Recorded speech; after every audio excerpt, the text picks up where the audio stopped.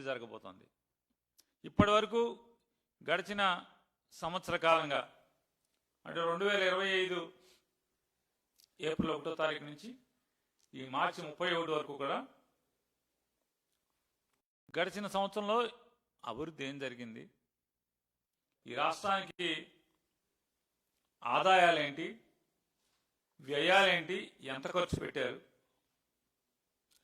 సంక్షేమానికి ఎంత ఖర్చు పెట్టారు, లేదా అభివృద్ధికి ఎంత ప్రగతికి ఎంత ఖర్చు పెట్టారు, ఉద్యోగ కల్పనకి ఏ మేరకు ఖర్చు పెట్టారు, రైతాంగానికి ఏ మేరకు ఖర్చు పెట్టారు, అంటే వ్యవసాయాన్ని ఆదుకోవడం కోసం ఏ మేరకు ఖర్చు పెట్టారు, పరిశ్రమలు రావడం కోసం ఏం ఖర్చు పెట్టారు,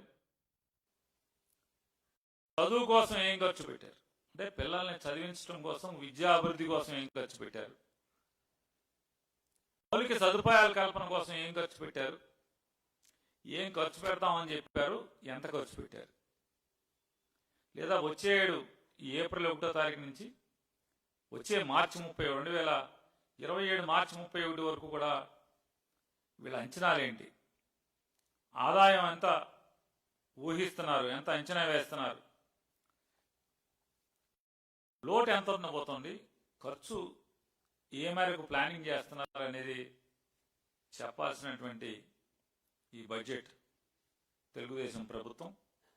ఇది 3వ బడ్జెట్. జగన్మోహన్ రెడ్డి గారి ప్రభుత్వం దిగిపోయిన తర్వాత నారా చంద్రబాబు నాయుడు గారు ముఖ్యమంత్రిగా ప్రవేశపెట్టినటువంటి 3వ బడ్జెట్ ఇది. ఇంకా 2 బడ్జెట్లు ప్రవేశపెట్టేటువంటి అవకాశం మాత్రమే, అంటే 60% ప్రణాళికల్ని రచించేటువంటి కాలం కర్పూరంలా కరిగిపోయింది. ఇంకొక 2 బడ్జెట్లు మాత్రమే వీరు ప్రణాళికలు రచించగలరు. 26 ఫిబ్రవరి 11వ తారీఖు నుంచి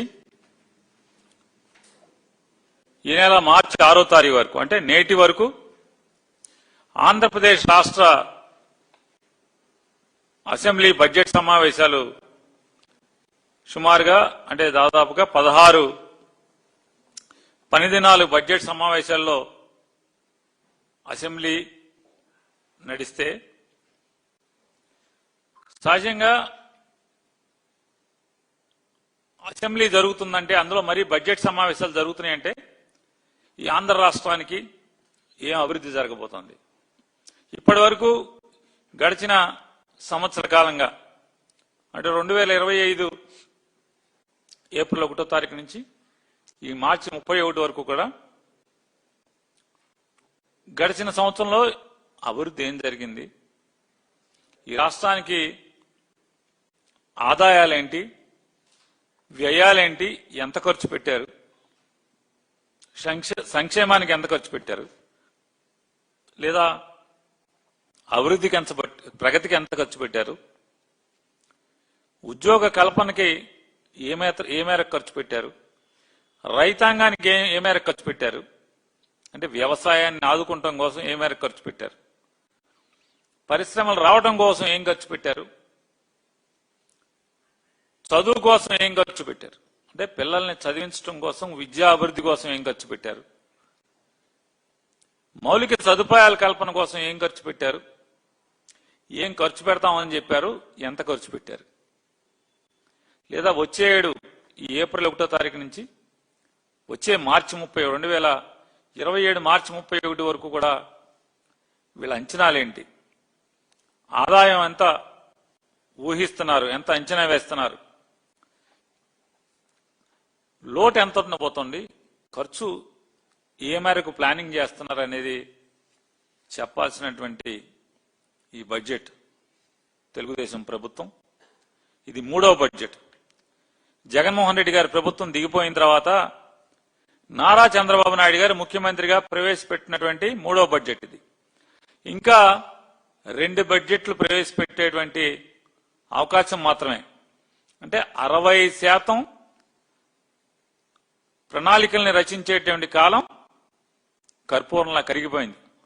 ఇంకొక 2 బడ్జెట్లు మాత్రమే వీరు ప్రణాళికలు రచించగలరు. చూస్తే మొత్తం బడ్జెట్ అంతా ఏం జరిగిందా మొత్తం చూస్తే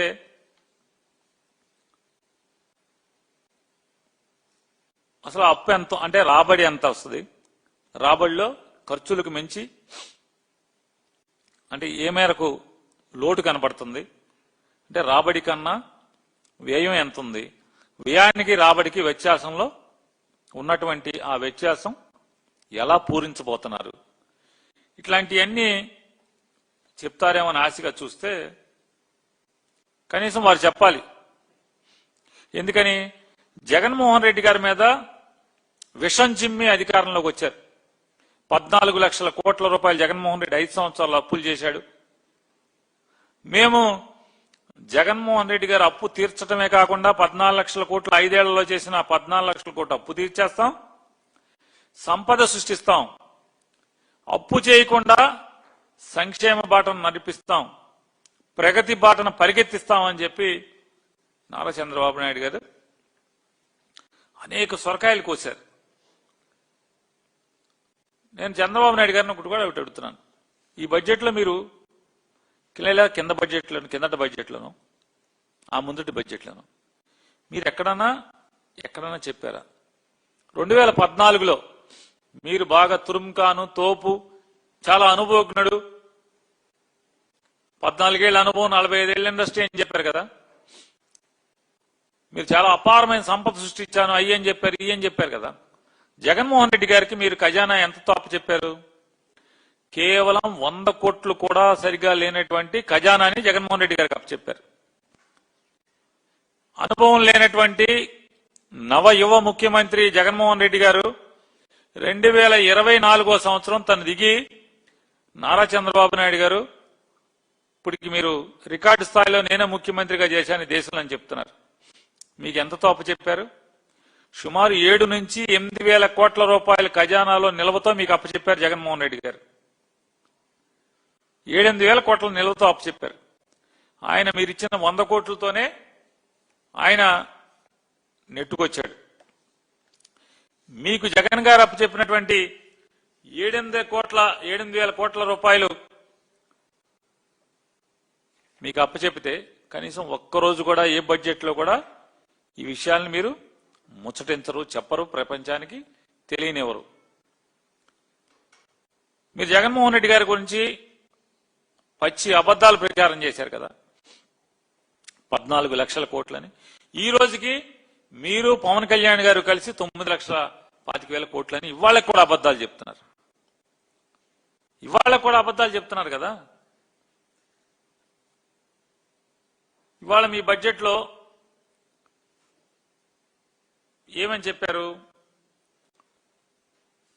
అంటే సవరించిన అంచనాలు అప్రాపరేషన్లో 2025-26 దాని ప్రకారం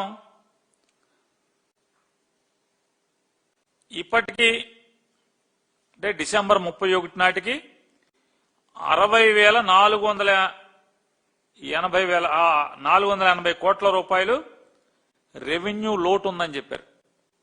కానీ మీరు కిందటేడాది ఏప్రిల్ 1వ తారీఖు ముందు బడ్జెట్ అంచనాలు తయారు చేసేప్పుడు ఏం చెప్పారు చంద్రబాబు నాయుడు గారు? కేవలం మేము 30,000 కోట్లు 33,185 కోట్లు మాత్రమే లోటుకు పరిమితం అవుతామని చెప్పని మీరు అంచనాల్లో చెప్పారు. 33,185.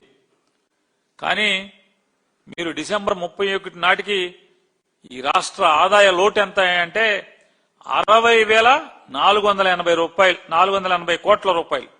60,480 కోట్లు అంటే దాదాపుగా 185% మీ లోటు పెరిగింది. మీరు ఊహించిన లోటు కంటే పెరిగింది. ఇంకా 3 మాసాలు ఉంది. ఈ 3 మాసాల్లో కూడా మీరు ఎంత సంపాదించాలి? మీ లోటు పూడ్చాలంటే 90,000 కోట్లు సంపాదించాలి. అవుతుందా? 3 మాసాల్లో అవుతుందా? జనవరి, ఫిబ్రవరి, మార్చిలో అయ్యే వ్యవహారమేనా? మీరు ఆర్థిక మంత్రిగా కూడా పనిచేశారు కదా. ఇదంతా కూడా అంటే పచ్చి మోసం అని చెప్పని నేను చెప్పట్లా. నేను చెబితే మీరంటే గిట్టదు కాబట్టి, జగన్ గారికి గిట్టదు కాబట్టి, లేదా మా పార్టీకి గిట్టదు కాబట్టి, నాకు రాజకీయంగా మీ విరోధిని కాబట్టి నేను మాట్లాడానని చెప్పొచ్చు. కానీ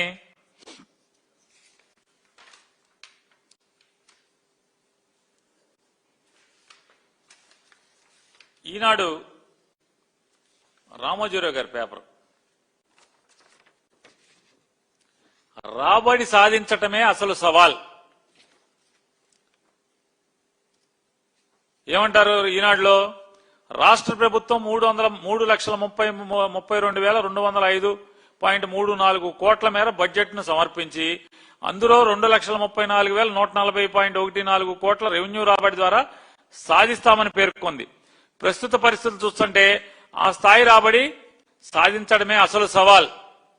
సార్ వినండి చంద్రబాబు నాయుడు గారు, 2025-26 ఆర్థిక సంవత్సరంలో 2,17,976.53 కోట్ల రెవెన్యూ రాబడి అంచనా వేశారు. సవరించిన అంచనాల్లో అది 1,96,903.53 కోట్లకే పరిమితం చేశారు. జనవరి నెలాఖరు వరకు ఉన్న లెక్కల ప్రకారం 1,40,000 కోట్ల రెవెన్యూ రాబడి అని ప్రభుత్వం పేర్కొంది. అంటే ఏంటి? మీ ఈనాడు పేపరే మీ గురించి ఈ రకమైన రాతలు రాసే పరిస్థితి ఉంటే మీ ప్రభుత్వం గురించి, అంటే మీరు చెప్పేటువంటి అన్ని లెక్కలు కూడా కాకి లెక్కలు, అబద్ధపు లెక్కలు, మైక్లో మాట్లాడేది. మీరు అసెంబ్లీలో కాగితం మీద సమర్పించేది ఒకటి, మీరు సమర్పించిన దాన్ని ఈనాడు రాతపూర్వకంగా రాసింది. మరి ఈ రాతపూర్వకంగా రాసిన దాంట్లో రాబడి లేదు, ఆదాయం పడిపోయినాయి, రెవెన్యూ రాబడి లేకపోగా లోటు పెరిగిపోతుంది. అంటే 2,34,140 కోట్ల రూపాయలు మేము ఆర్థిక రాబడి మేము సాధిస్తామని చెప్పి మీరు కోతలకు వచ్చి ఇవాళ అది మీకు 1,40,000 కోట్లకు పడిపోయిందంటే, అంటే 2,10,000 సవరించిన అంచనాల ప్రకారం ఏంటి, రేపు మార్చి 31 వరకు 2,17,000 కోట్లు అని చెప్తున్నారు.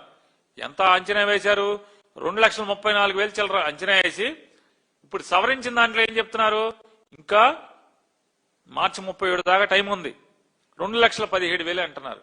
కానీ మీ దగ్గరకు వచ్చింది 1,40,000 అని ఈనాడు రామోజీరావు గారు చెప్తున్నాడు. కొత్త బడ్జెట్ గురించి కూడా వారు చెప్తున్నారు. వారేమంటారు చూడండి, ఆర్థిక భారంపై స్పష్టత ఏది? అంటే మేము చెప్తున్నది వాస్తవం అని చెప్తున్నారు. వీళ్ళు బడ్జెట్ పెడతాం కూడా దొంగతనంగా పెడుతున్నారు, బడ్జెట్ కూడా సరిగ్గా పెడతలేదు, అప్పులు సరిగ్గా చూపించట్లేదు. రాష్ట్ర ప్రభుత్వం రాబోయే ఆర్థిక సంవత్సరంలో, అంటే వీళ్ళు కొత్తగా రేపు ఏప్రిల్ 1వ తారీఖు నుంచి వచ్చే సంవత్సరం మార్చి 31 దాకా 98,065 కోట్ల మేరకు మాత్రమే రుణం తీసుకుంటాము, మేము అప్పుని కిందటి సంవత్సరం కంటే తగ్గిస్తాము అని చెప్పి మాట్లాడుతున్నారు. కానీ బడ్జెట్లో ఏం చెప్పారు?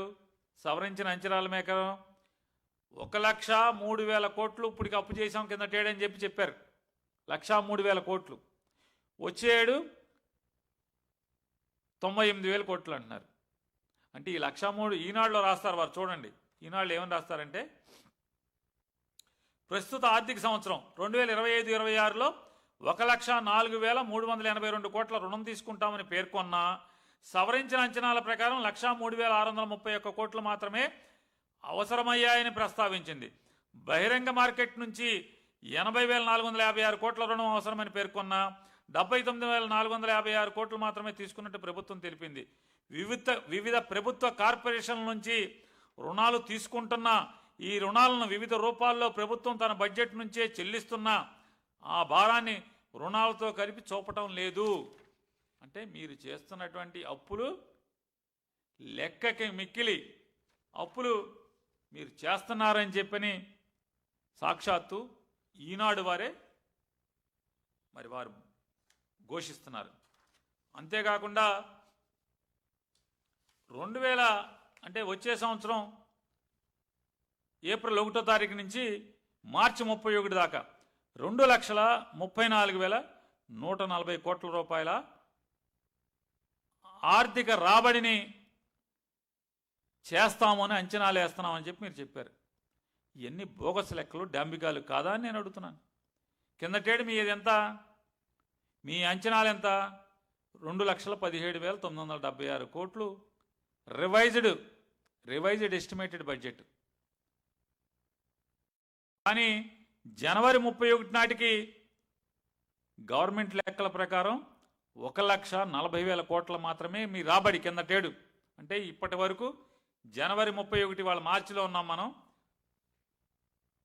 జనవరి 31వ తారీఖుకి 1,40,000 కోట్ల రూపాయలే మీ రాబడి, ఈ రాష్ట్రానికి ఆదాయం వచ్చిందని చెప్పని మీ ప్రభుత్వం చెప్తుంది. సవరించిన అంచనాలు రాబడి ఎంత అని చెప్తారు? 1,96,000 అంటారు. అంటే ఈ రాబోయే 2 మాసాల 60 రోజుల్లో 57,000 కోట్ల రూపాయలు మేము రాబడి సాధిస్తామంటున్నారు. ఇది మోసం కాదా అని అడుగుతున్నాను. నవ్విపోతారనే సిగ్గు కూడా లేదా మీకని అడుగుతున్నాను మీ ప్రభుత్వానికి. అరే తప్పు కదా, ఇంత దొంగ లెక్కలు మాట్లాడుతున్నాం.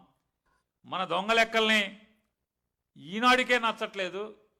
ఇది పాపం కదా, ఇంత పచ్చి పాపం నేను రాయలేను కదా. అంటే మామూలుగా పాపాలు రాస్తారు, ఇంత పచ్చి పాపాలు నేను రాయలేను కదా అని చెప్పని మన ఈనాడు పేపర్లోనే ఘోషిస్తుంటే చెప్పండి, 60 రోజుల్లో 57,000 కోట్ల రూపాయలు మీకు రెవెన్యూ రాబడి వస్తుందా అంటున్నాను. మోసం కాదా ఇది అంటున్నాను. అంచనాలు ఆకాశానికి, వాస్తవాలేమో పాతాళానికే. మీరు రాష్ట్రాన్ని గాడిలో పెడతారా? ఏ మోకం పెట్టుకు చెప్తున్నారండి పవన్ కళ్యాణ్ గారు, నారా చంద్రబాబు నాయుడు గారు? మీ ఇద్దరు రాష్ట్ర ఆర్థిక స్థితిని గాడిలో పెడుతున్నామని చెప్పని, గాడిలో పెట్టామని తప్పుడు మాటలు మాట్లాడతారు, అసత్యాలు మాట్లాడతారు. ఈనాడు పేపర్ చెప్పినట్టుగా గత ఏడాది 1,03,631 కోట్లు మాత్రమే అప్పు తెచ్చామని చెప్తున్నారే. వివిధ కార్పొరేషన్లతో ప్రభుత్వ బాధ్యతగా తీసుకొచ్చినటువంటి అప్పుని చెప్పే ధైర్యం ఎందుకు లేదు మీకు అని అడుగుతున్నాను. ఎందుకు లేదంటే ఉద్దేశపూర్వకంగా మోసం చేయాలనేటువంటి తప్పుడు ఆలోచనతోనే మీరు ఈ లెక్కల్ని తప్పుడు లెక్కలు, దొంగ లెక్కలుగా చూపిస్తున్నారు కాబట్టి చెప్పరు. మసిపూసి మారేడికాయ చేద్దాం అనుకుంటున్నారు కాబట్టి ఏం చెప్తారు? కరెంటు ఛార్జీలు తగ్గిస్తున్నారా? తప్పు కదా నారా చంద్రబాబు నాయుడు గారు. నేను అడుగుతున్నాను ఒకటే, నారా చంద్రబాబు నాయుడు గారు, కరెంటు ఛార్జీలను మీరు తక్కువ ప్రజల మీద భారం మోపట్లేదని చెప్తున్నారు కదా. నారా చంద్రబాబు నాయుడు గారు, మీరుండేటువంటి లింగమనేని రమేష్ దా ప్రభుత్వందో అర్థం కానటువంటి ఒక ఇంట్లో మీరు ఉంటున్నారు కదా, అది లింగమనేని రమేష్ గారిదా లేదా ప్రభుత్వాందా సిఆర్డీఏదా? ఇంతవరకు క్లారిటీ ఇవ్వడు ఎవడో. లింగమనేని రమేష్ గారు నేను సిఆర్డీఏకి ఇచ్చానంటది, సిఆర్డీఐ ప్రభుత్వానికి ఇచ్చానంటది, ప్రభుత్వం మాకు సంబంధం లేదంటది. నారా చంద్రబాబు నాయుడు గారు శ్రీమతి గారేమో నేను అద్దె కడుతున్నానంటది. మరి ఏంటిదంతా? అంటే ఎంత తిరకాసు ఉంటుందో చూడండి ఒకసారి ఇళ్లలో. ఆ ఇంటికి జగన్ గారు ఉండగా 2024 జనవరిలో కరెంటు బిల్లు ఇవ్వండి. మంగళగిరిలో యూనివర్సిటీ దగ్గర పవన్ కళ్యాణ్ గారు బస్ చేస్తున్నారు కదా, లింగంలేని రమేష్ గారి దగ్గర కొనుక్కున్నట్టున్నారు కదా ఆఫీస్ కట్టుకున్నారు, దాంట్లోనే ఇప్పుడు ఇల్లు కూడా కట్టుకున్నారు కదా. జగన్మోహన్ రెడ్డి గారు ఉండగా 2024 జనవరిలో కరెంటు బిల్లు ఇవ్వండి. ఈ జనవరిలో 2026 జనవరిలో కరెంటు బిల్లు, మీరు 2 కరెంటు బిల్లు ఆన్లైన్లో పెట్టండి, మీడియాకి రిలీజ్ చేయండి. భారం పెరిగిందా పెరగలేదా? ఏ సామాన్యుడినైనా మీరు కదిపి చూడండి. విద్యుత్ ఛార్జీలు అంటే మీరు ఎంతసేపు ఆ బేసిక్ ఛార్జ్ మేము పెంచలేదంటారు, మరి ట్రూ అప్ ఛార్జీలు వివిధ రకాల పేరుతో మీరు ప్రజల మీద మోపుతున్నటువంటి భారం మీది కాదా? మీ అసమర్థత కాదా అని అడుగుతున్నాను నేను. మరి ఈ మాటలు ఎందుకు చెప్తారు? ఎందుకు చెప్తున్నారు చెప్పండి. కరెంటు బిల్లు మీ బండారం బయటపడిపోద్ది కదా, మీరు తీయండి. ఎంత పెద్దగా ఎక్కువ అక్కర్లా, మీ ఇద్దరి కరెంటు బిల్లు, మీరుండే ఆ ఇంటిది, వారుండేటువంటి వారి మకా ఉంది, ఈ 2024 జనవరి 2026 జనవరి రెండిటి కరెంటు బిల్లులు పెట్టండి ఒకసారి మీరు. ఇకపోతే ఆయన 2022 దుర్వినియోగం చేశారు జగన్మోహన్ రెడ్డి గారి ప్రభుత్వం అంటారు. అసలు ఈ రాష్ట్రంలో ఉన్నటువంటి అందరి భూముల్ని 22A రిజిస్టర్లో పెట్టినటువంటి 90% రికార్డ్ అంతా ఎప్పుడు పెట్టారు? 2016, 17, 18 ఈ 3 సంవత్సరాల్లో ఆంధ్రప్రదేశ్ రాష్ట్రంలో ఉన్నటువంటి దాదాపుగా 22A రిజిస్టర్లో ఉన్నటువంటి అంటే 22A రెవెన్యూ ప్రొహిబిటరీ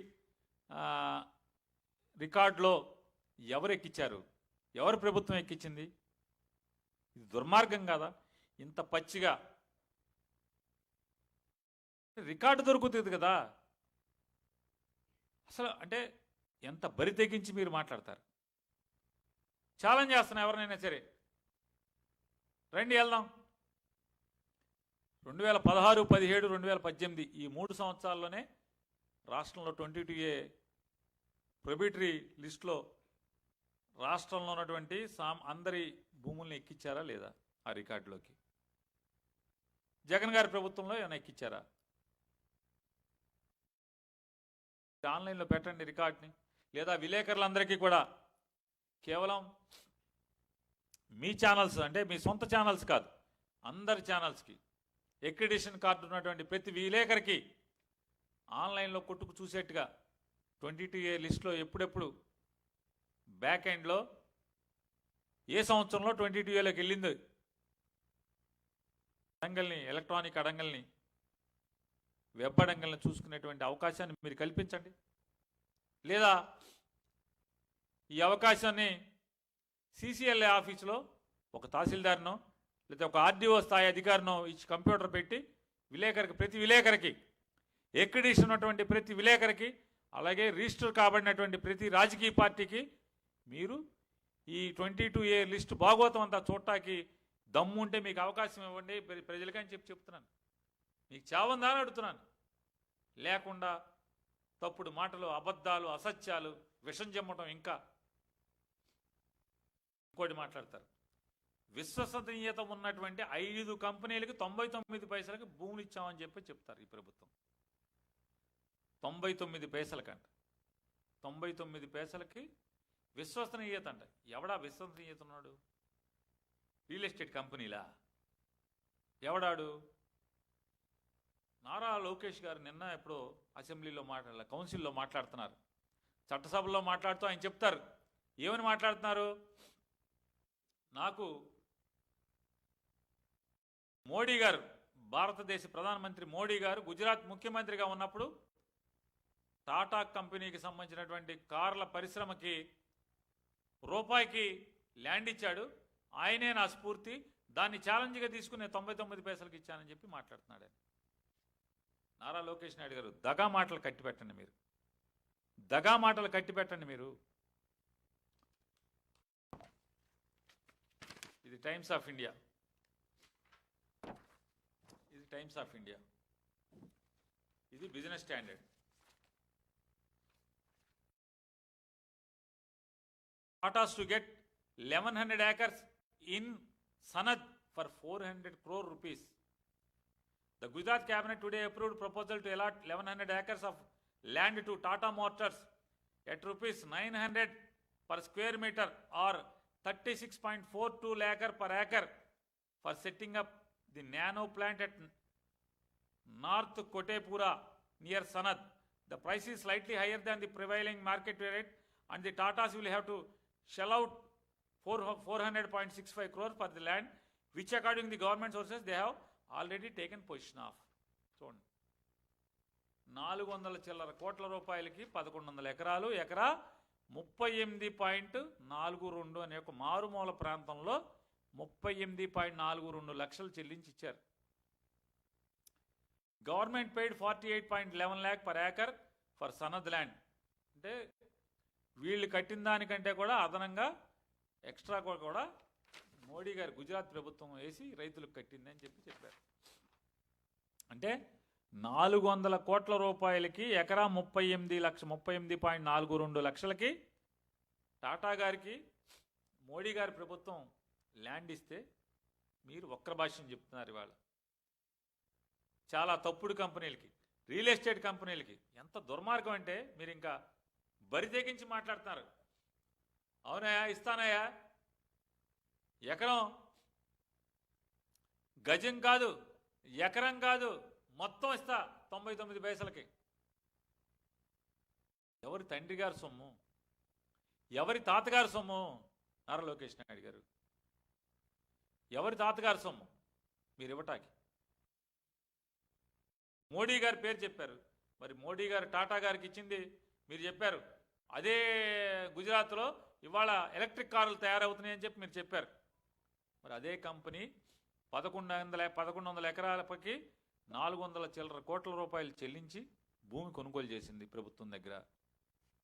మీరేం చేస్తున్నారు? అరే గజం కాదు, ఎకరం కాదు, మొత్తం ఇస్తానని చెప్పి చెప్తున్నారు.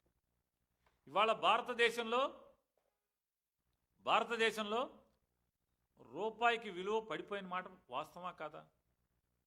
భారతదేశం మొత్తం మీద మోడీ గారి నాయకత్వంలో రూపాయి విలువ పడిపోతే, కానీ ఒక్క విశాఖపట్నంలో నారా చంద్రబాబు నాయుడు గారి నాయకత్వంలో ఒక్క విశాఖపట్నంలో మాత్రమే రూపాయికి విలువ పెరిగిపోయింది. రూపాయికి 20 ఎకరాల పొలం వస్తుంది, ఎకరా 50 కోట్లు ఉంటుంది. చూడండి ఎంత విలువ పెరిగిపోయిందో. ఒక్క విశాఖపట్నంలో తప్పితే భారతదేశంలో ఎక్కడ రూపాయికి విలువ పడిపోయింది అన్ని చోట్ల కూడా. కానీ ఒక్క విశాఖపట్నంలో మాత్రం రూపాయికి 100 కోట్ల మారకం వస్తుంది, భూమి వస్తుంది. 20 కోట్లు, 20 ఎకరాలు ఉంటే 50 కోట్లు. ఎంత లోకేష్ గారు?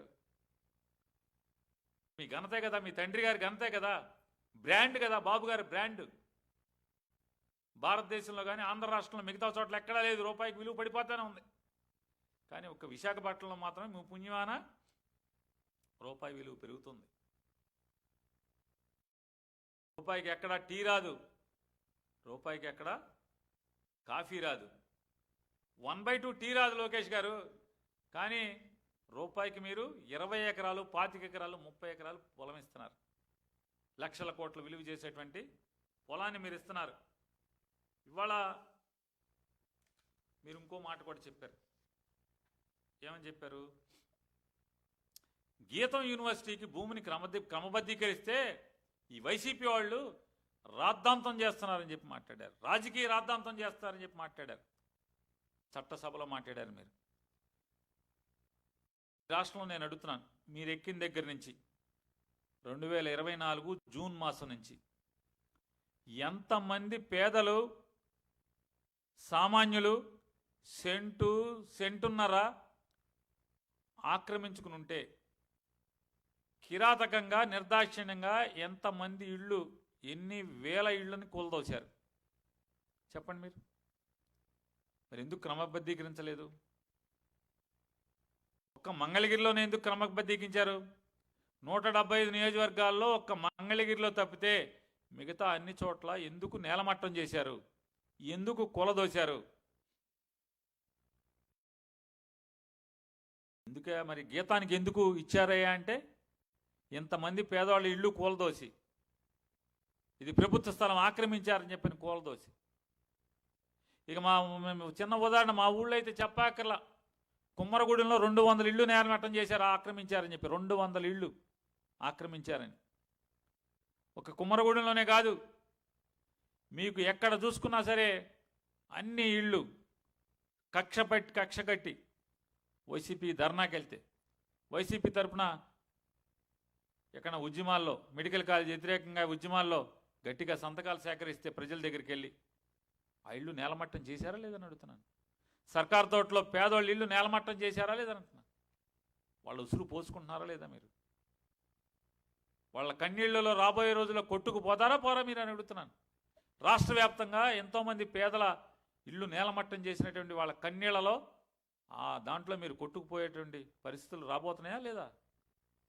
శుద్ధిగాని పైన దేవుడు ఉన్నాడు కదా, కంగారు లేదు. ప్రజలు ఉన్నారు, దేవుడు ఉన్నారు. సరే, గీతం యూనివర్సిటీ మీద పేదవాళ్ళ లేదనేటువంటి ప్రేమ, ఈ రాష్ట్రంలో ఉన్నటువంటి పేదాభిక్కి మీద లేనటువంటి ప్రేమ నారా చంద్రబాబు నాయుడు గారికి, నారా లోకేష్ నాయుడు గారికి ఈ గీతం యూనివర్సిటీ మీద ఎందుకయ్యా ప్రేమ అంటే, ఈ మన గీతం బాబు ఉన్నాడు కదా, గీతం బాబు మన చిన్నబాబుకి తోడోళ్ళు కాబట్టే కదా. ఈ గీతం బాబు మన చిన్నబాబుకి తోడోళ్ళు కాకపోతే నేలమట్టం చేసేవాళ్ళ చేయలేదా అని, చేసేవారు కాదా అని అడుగుతున్నాను. వైఎస్ఆర్ కాంగ్రెస్ పార్టీ వాళ్ళు ఇది దుర్మార్గమయ్యా. 5,000 కోట్ల విలువ చేసేటువంటి భూమి ఆక్రమించడం ఏంటి? ఒక మనిషి 5,000 కోట్ల విలువ చేసేటువంటి భూమిని ఆక్రమించడం ఏంటి? మీరు దాన్ని రెగ్యులరైజ్ చేయడం ఏంటి? ఇది తప్పయా, పాపమయ్యా అని చెప్పని వైఎస్ఆర్ కాంగ్రెస్ పార్టీ వాళ్ళందరూ గగ్గోలు పెడితే, ఘోష చేస్తే, చిన్నబాబు గారు తోడళ్ళు గీతం బాబు అంటాడు, అచ్చచ్చచ్చే 5,000 కోట్లు లేదు, వైసీపీ వాళ్ళంతా అలర చేస్తున్నారు, అది 1,000 కోట్లే అంటాడు. చూడండి, 1,000 కోట్లు అతని నోటితో చెప్పాడు ఆయన. చిన్నబాబు తోడల్లుడు గిల్లుడు చూడండి, గిల్లుడు ఎంత ఉందో. చిన్నబాబు గారు తోడల్లుడు గిల్లుడు 1,000 కోట్లు అంటే ఆయన నోటితో చెప్పాడు. వైఎస్ఆర్ కాంగ్రెస్ పార్టీ వాళ్ళు 5,000 అంటున్నారు, అచ్చచ్చచ్చే అది లేదు, అది 1,000 కోట్లే అంటున్నాడు. అంటే 1,000 కోట్ల విలువ చేసేటువంటి మీ లెక్కల ప్రకారం, రిజిస్టర్ ఆఫీస్ లెక్క ప్రకారం 1,000 కోట్లు విలువ చేసేటువంటి భూమి ఉందని తోడల్లుడు గిల్లుడైనటువంటి ఈ తోళ్ళు గారు చెప్పారు కదా, చిన్నబాబు తోళ్ళు గారు. మరి ఇవ్వటం ధర్మమా? అందరికీ అదే ఎందుకు చేయరు? చేస్తారా? చేయరు. ఎందుకని? చిన్నబాబుకి అందరూ తోళ్ళు ఉండరు కదా. చిన్నబాబుకి ఒకడే కదా తోడళ్ళు, ఒకడే తోడళ్ళు. అందుకని మరి ఒకడికే చేస్తాడు, అందరికీ చేయరు. ఇలా గిల్లుళ్ళు ఇలా ఉంటే ఇక అసెంబ్లీలో పవన్ కళ్యాణ్ గారు మాట్లాడతారు. ఎంత దుర్మార్గం అంటే, ఆయన కిందటేడాది సెప్టెంబర్లోనే ఎప్పుడోనేమో వైఎస్ జగన్మోహన్ రెడ్డి మా హిందువుల ఆదిదేవుడైన కలియుగ దేవుడైన వెంకటేశ్వర స్వామి ప్రసాదంలో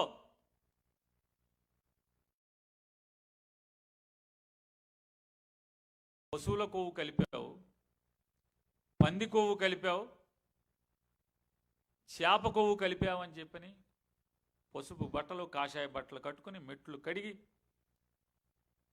బొట్లు అద్ది, పసుపు అద్ది, కుంకుమ అద్ది, తిరుపతి వెళ్ళి ఆపు సోపాలు పడుతూ మెట్లెక్కి పైకి వెళ్ళి కిందకు వచ్చి పబ్లిక్ మీటింగ్లో ఆమె అనపాలజెటిక్ సనాతని అని చెప్పని పెద్ద పెద్ద మీటింగ్లు పెట్టి ఇవాళ అసెంబ్లీలో ఏం మాట్లాడతారు చూడండి. దేవుడి గుళ్ళోనేమో తిరుపతి వెంకన్న సాక్షిగా నువ్వెవడవయా, నువ్వు క్రిస్టియన్వి, మా లడ్డూలో ఈ కలుపుతావా, కొవ్వు కలుపుతావా అని బహిరంగంగా నిర్లజ్జగా మాట్లాడి ఇవాళ అసెంబ్లీలో మాట్లాడతాడు ఆయన. ఏమంటారు పవన్ కళ్యాణ్ గారు? నేను జగన్మోహన్ రెడ్డి గారు నేనేం అనలేదు, ఆయన ముఖ్యమంత్రి ఎట్ట కూర్చొని కలుపుతాడు? ఆయన ప్రభుత్వంలో టీటీడీ బోర్డుది బాధ్యత అన్నాను.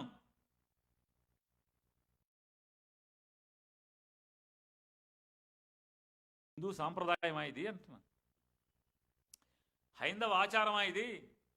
ఇంత నిర్లజ్జగా,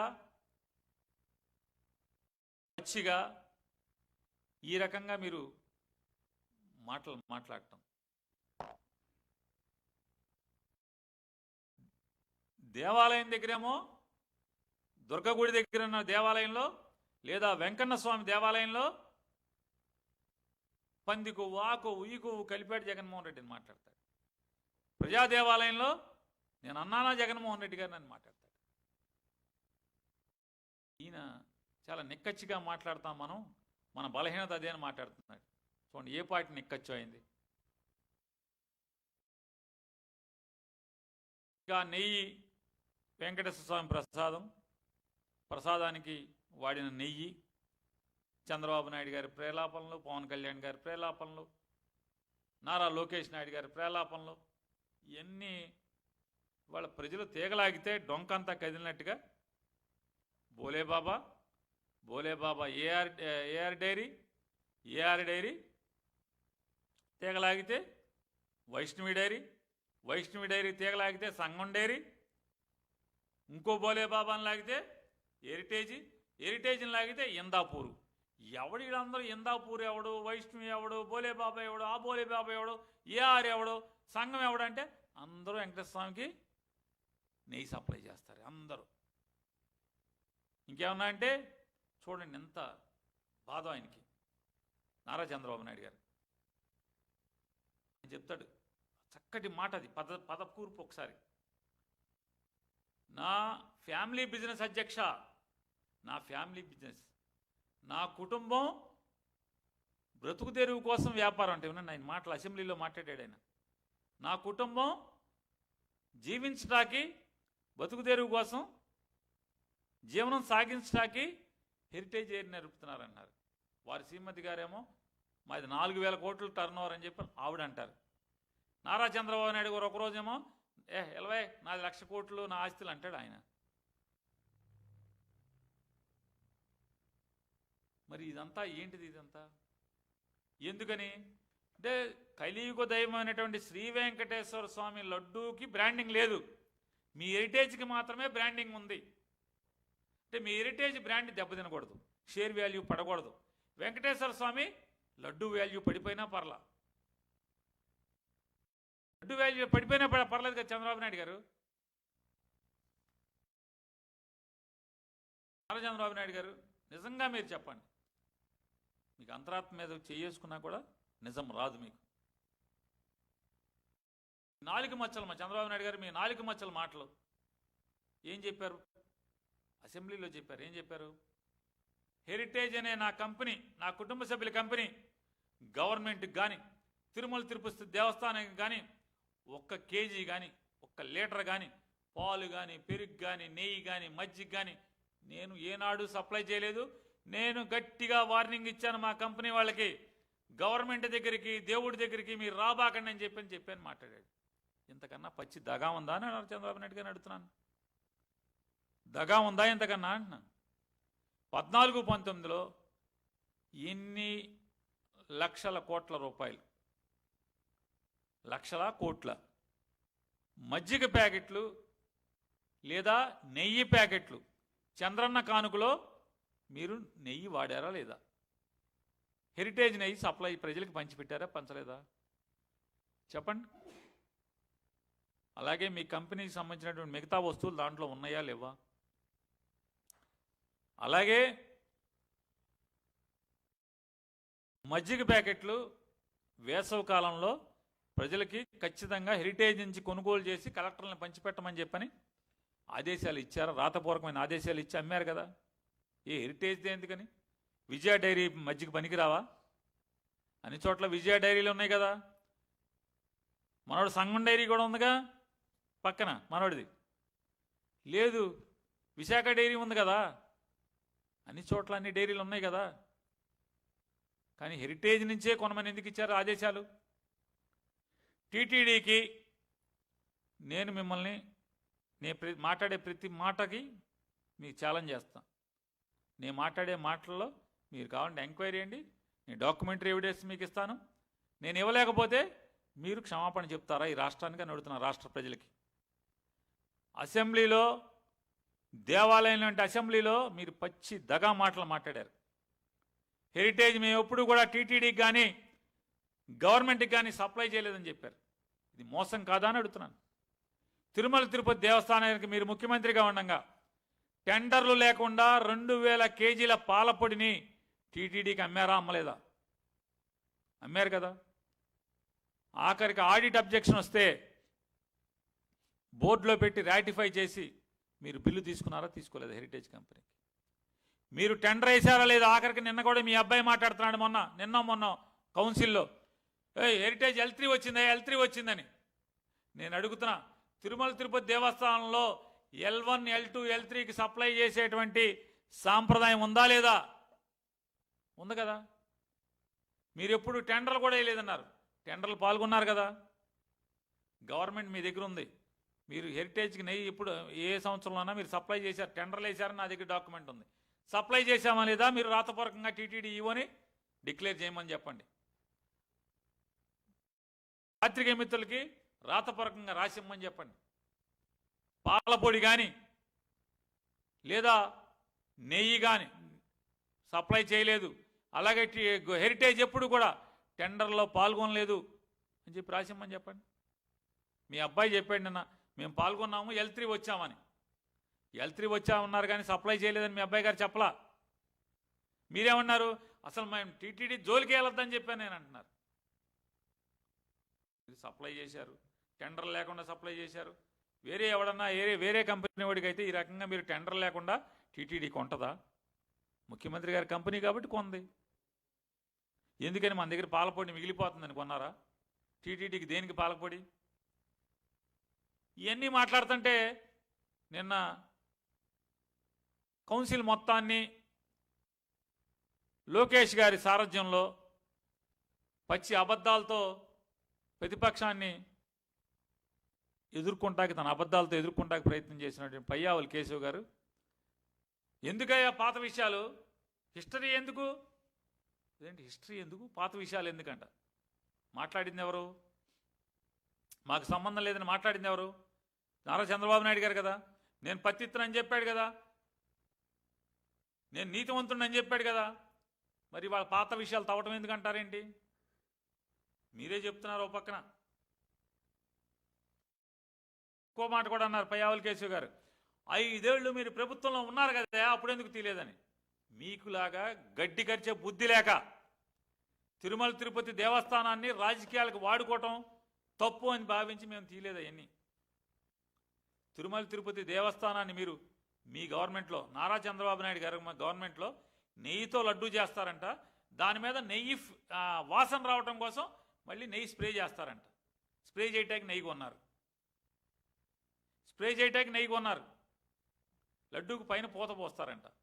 ఎందుకంటే నెయ్యి వాసన రావాలంటే. మీ అసాధ్యం కోలా, నేతితో లడ్డూ చేసి నెయ్యి వాసన రావటం కోసం స్ప్రే చేస్తారా? అంటే ఏంటి, దాంట్లో నెయ్యి కాదనేగా. ఏమనంటే పాత ఎందుకు తవ్వుతారంటున్నాడు. పాత తవ్వటం ఏంటి? వాస్తవాలు చెప్తుంటే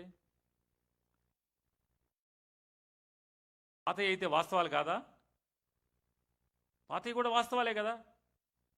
వాటిని ఎదుర్కొనే దమ్ము లేక మీరెందుకు అప్పుడు తీయలేదంటాడు.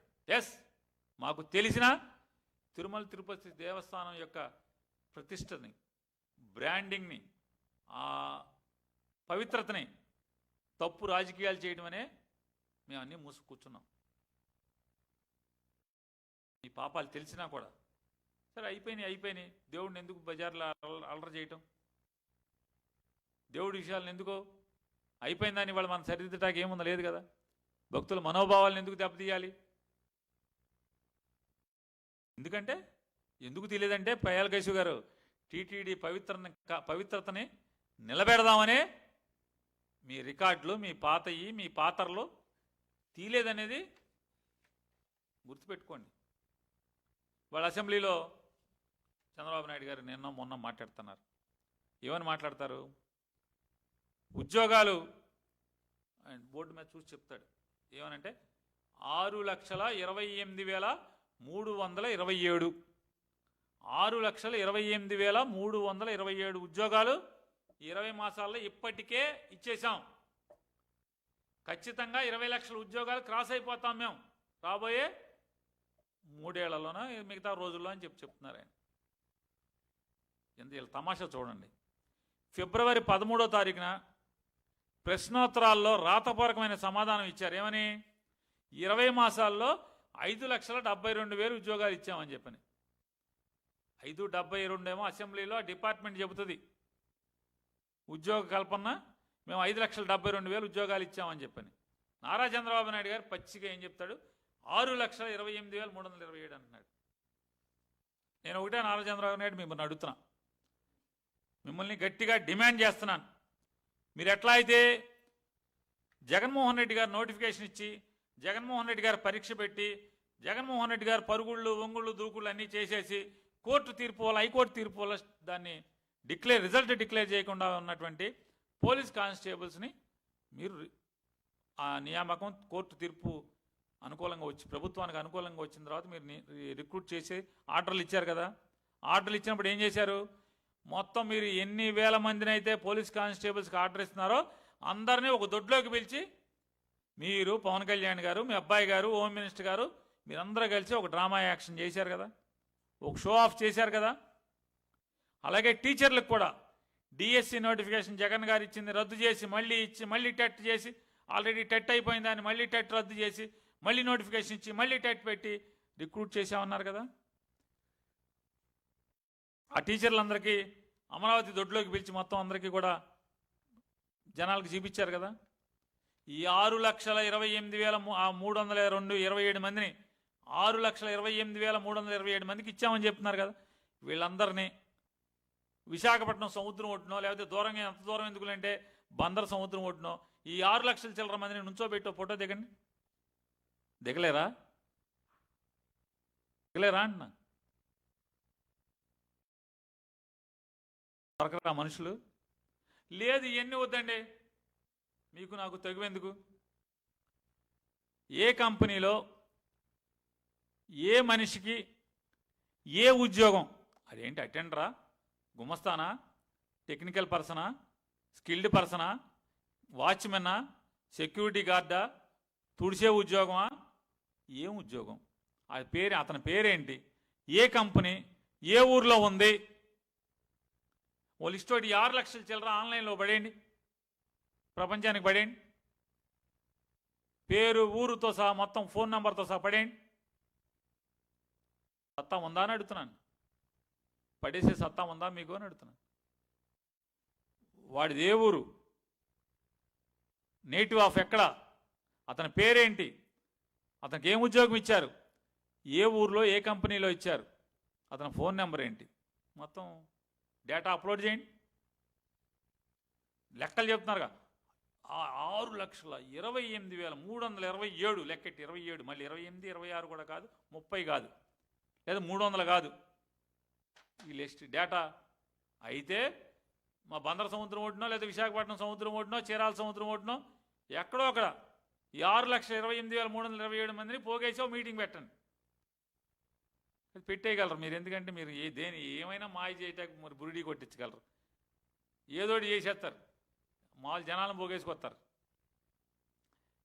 డేటా అప్లోడ్ చేయమని అడుగుతున్నాను. చేసే సత్తా మీకుందా చెప్పండి. పవన్ కళ్యాణ్ గారికి కానీ నారా చంద్రబాబు నాయుడు గారికి కానీ చేసే సత్తా ఉందా అని అడుగుతున్నాను. ఆన్లైన్లో పెట్టే సత్తా ఉందా? ఇంకా మాట్లాడతారు. అప్పులు తగ్గించుకొని ప్రగతి దిశగా రాష్ట్రాన్ని తీసుకెళ్తారంట. చూడండి చంద్రబాబు నాయుడు గారు, అప్పులు తారాజువలాగా కాదు, అప్పులు తగ్గించుకోవడం సంగతి దేవుడు ఎరుగు. అప్పులు తారాజువలాగా కాదు, శ్రీహరికోట ర్యాకెట్ లాగా అంతరిక్షంలోకి వెళ్ళిపోతున్నాయి. అప్పులు ఆకాశానికి ఎగబాగుతున్నాయండి, అంతరిక్షానికి ఎగబాగుతున్నాయి. ఎవరిని మాయ చేస్తారు? రాకెట్ లాగా అంతరిక్షంలో శ్రీహరికోటలో వదిలిన రాకెట్ అంత స్పీడ్లో వెళ్తున్నాయి. జగన్మోహన్ రెడ్డి గారు 5 ఏళ్లలో 60 మాసాల్లో 3,31,000 చిల్లర కోట్లు అప్పు చేస్తే 3,31,000 కోట్ల చిల్లర అప్పు చేస్తే మీరు ఈ 20 అంటే ఈ నెల మార్చి 1వ తారీఖుకి మొన్న మంగళవారం అనుకుంటా, మంగళవారం అప్పులకి వెళ్తారుగా, మొన్న మంగళవారానికి 3,20,000 కోట్ల రూపాయలు అప్పు తెచ్చారా తేలేదా? ఇది రికార్డే కదా. మరి మీరు అప్పులు తగ్గించుకున్నట్ట. జగన్ గారు 5 ఏళ్లలో 3,31,000 చిల్లర కోట్ల రూపాయలు ఆయన ప్రభుత్వం అప్పు చేస్తే మీరు 21-22 మాసాల్లో 3,20,000 కోట్ల రూపాయలు మీరు అప్పు చేశారే, అప్పు తగ్గించుకున్నట్ట? శ్రీహరికోటలో రాకెట్లో కూర్చుని మీరు అప్పులకి వెళ్ళిపోతున్నట్ట? చెప్పండి మీరు.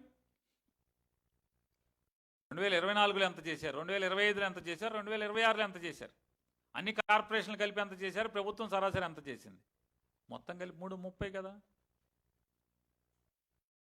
ఇలా చోద్యం ఎట్లా ఉంటుందంటే, పాపం పెడన ఎమ్మెల్యే ఒక ఆయన ఉన్నాడు, కాగిత వెంకటరావు గారి అబ్బాయి అనుకుంటా.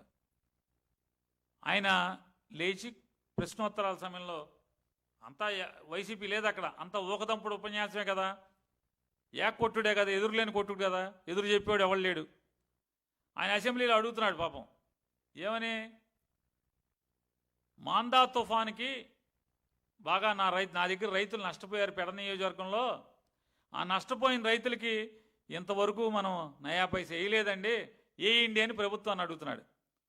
వెంటనే అసలు తన శాఖ గురించి ఏనాడు పట్టించుకున్నటువంటి ఒక మంత్రి గారు ఉన్నారు, జగన్మోహన్ రెడ్డి దూషణ శాఖ మంత్రి.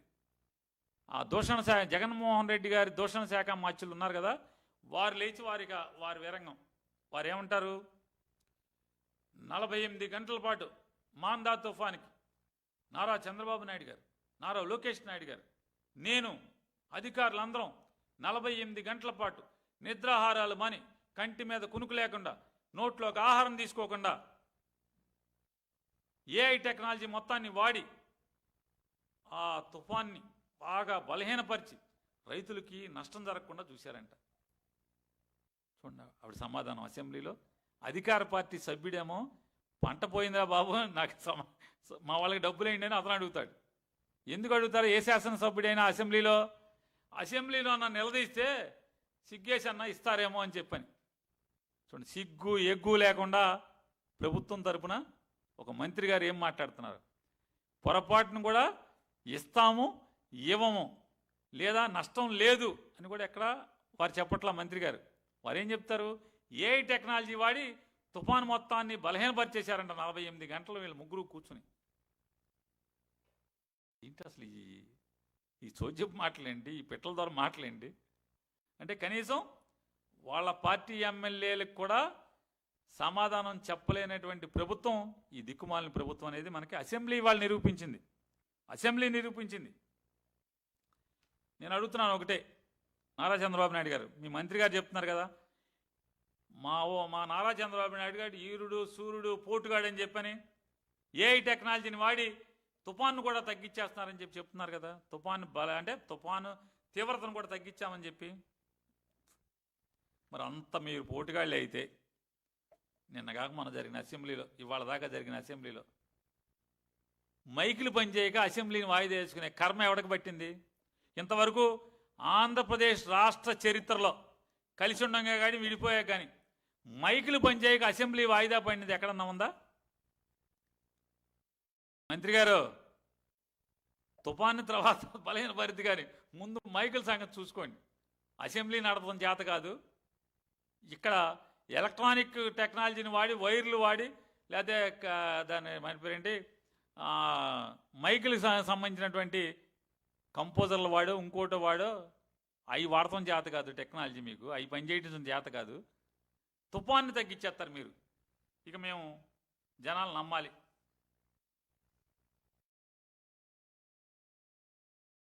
నారా లోకేష్ నాయుడు గారు మాటకి చెప్తాడు, పాదయాత్రలో చెప్పాడు, అసెంబ్లీలో, మొదటి అసెంబ్లీలో, రెండో అసెంబ్లీలో, మూడో అసెంబ్లీలో, ఎప్పుడు అసెంబ్లీలు పెట్టినా తేపకి పాడింది పాడరా అని చెప్పిన దాని సామెతగా అదే పాడుతూ ఉంటాడు. ఏంటంటే జనవరి 1కి జాబ్ క్యాలెండర్. పూర్వం ఇదివరకు గోళ్ళ మీద రాసి ఉండేది ఓ స్త్రీ రేపురా అని. ఏంటంటే దెయ్యం వస్తే ఆ చదువుకుని వాళ్ళు వద్దనమాట, రేపు రమ్మని వెళ్ళిపోద్ది అనమాట. అట్టాగే ఎచ్చాల కొట్టుకెళ్తే, అంటే కిరాణా కొట్టుకెళ్తే అప్పు రేపు అని బోర్డు కడతాడు. చదువుకుని వాళ్ళ అప్పు వాళ్ళ రేపు అంటున్నాడు అప్పు అని. అట్టా జాబ్ క్యాలెండర్ జనవరి. ఏ జనవరి? 25 జనవరి అయిపోయింది, 26 జనవరి అయిపోయింది, నో జాబ్ క్యాలెండర్. ఇది మీ పిట్టల ధర మాటలు.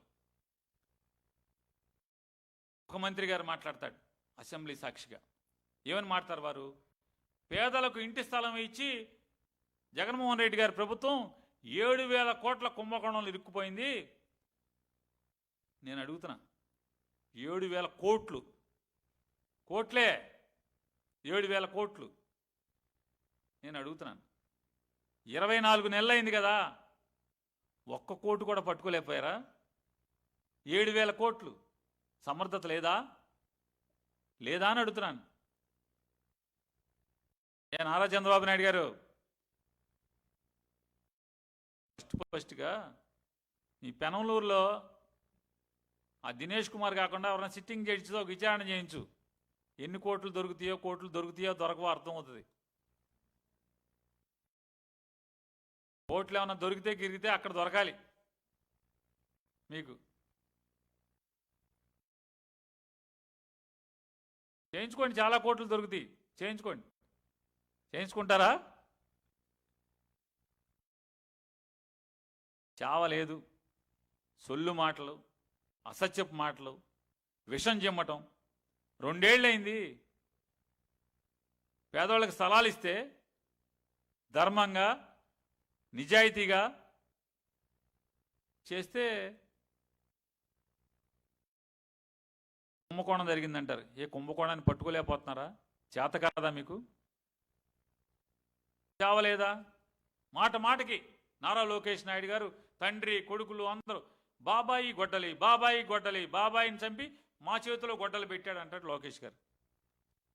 ఎవడ బాబాయిని ఎవడ చంపాడు? సిగ్గురాదా అని అడుగుతున్నాను. చెప్పండి. అసలు కొంచెం కూడా దేవుడు నా భయం నా లజ్జ అని చెప్పని మీకు ఆ లక్షణాన్ని మీకు పొందుపరిచాడా? 24 మాసాలైంది కదా సుమారుగా మీరు గవర్నమెంట్లోకి వచ్చి. ఏ బాబాయ్ మటర్ని ఏం చేశారని అడుగుతున్నాను.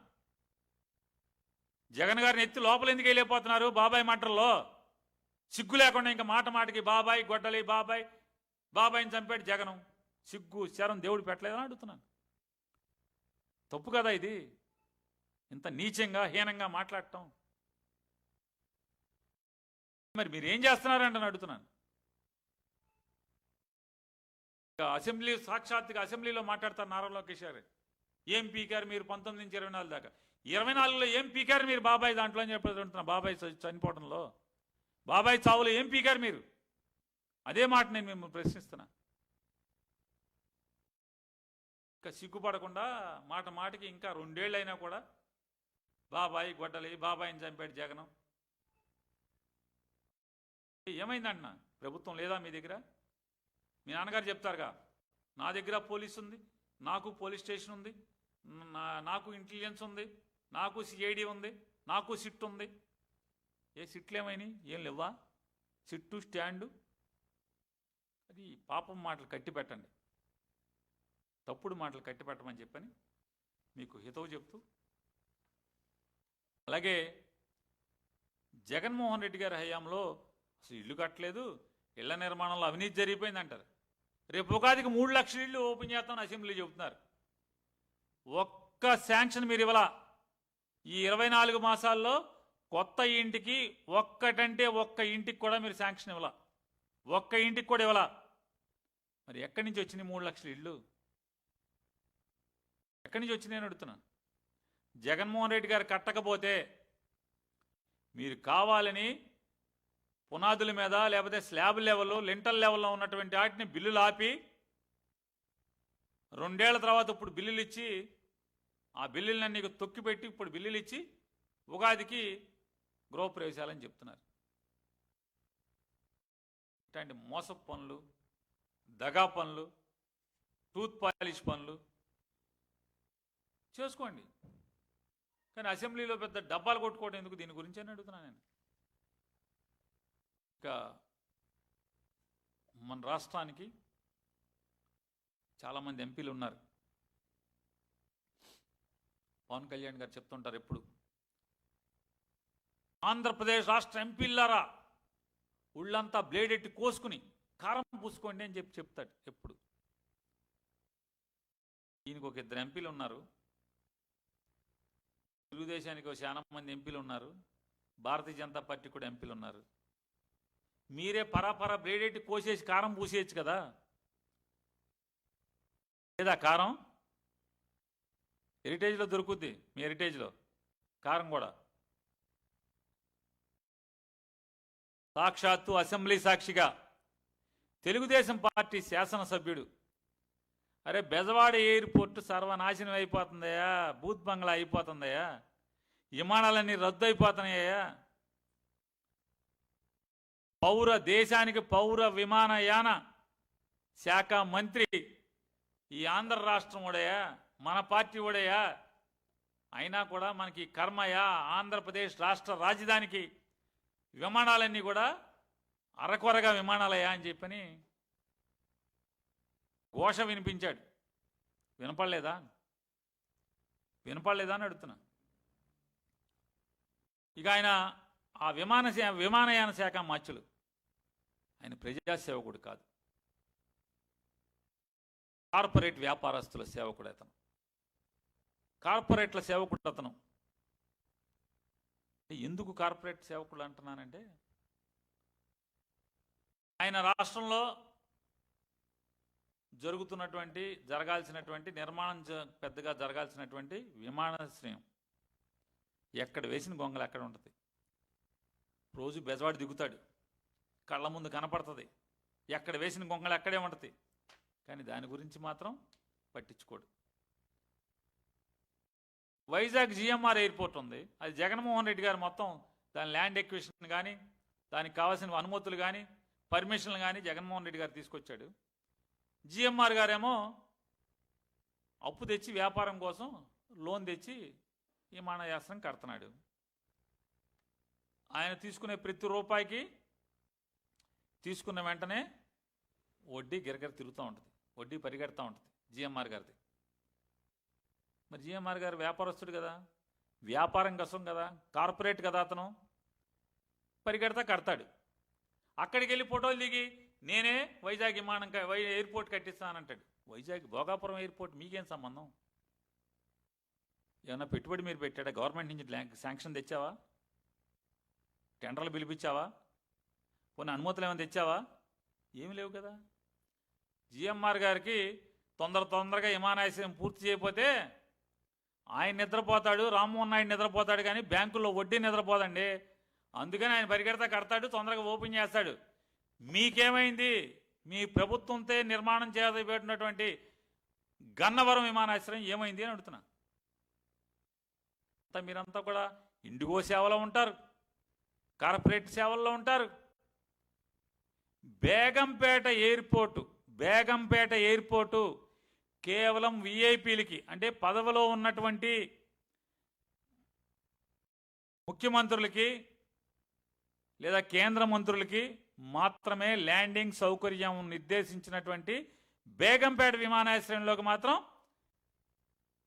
ఏ కార్పొరేట్ వాళ్ళు విమానాశ్రయం దిగుతున్నా సరే సొమ్మున్న వాళ్ళందరికీ రామ్మోహన్ నాయుడు ఆఫీస్ నుంచి ఫోన్ వస్తుందని చెప్తున్నారు. ఏమండి, మీకు ప్రైవేట్ వాళ్ళకి ఇది అలౌ చేయటానికి లేదు కదా. ఓన్లీ ప్రభుత్వం తరపున ఏదో ఒక రాష్ట్రంలో కానీ కేంద్రంలో కానీ ప్రభుత్వంలో ఉన్నటువంటి అమాత్యులకి అధికారులకి మాత్రమే బేగంపేట విమానాశ్రయం ఎలౌడ్ కదా.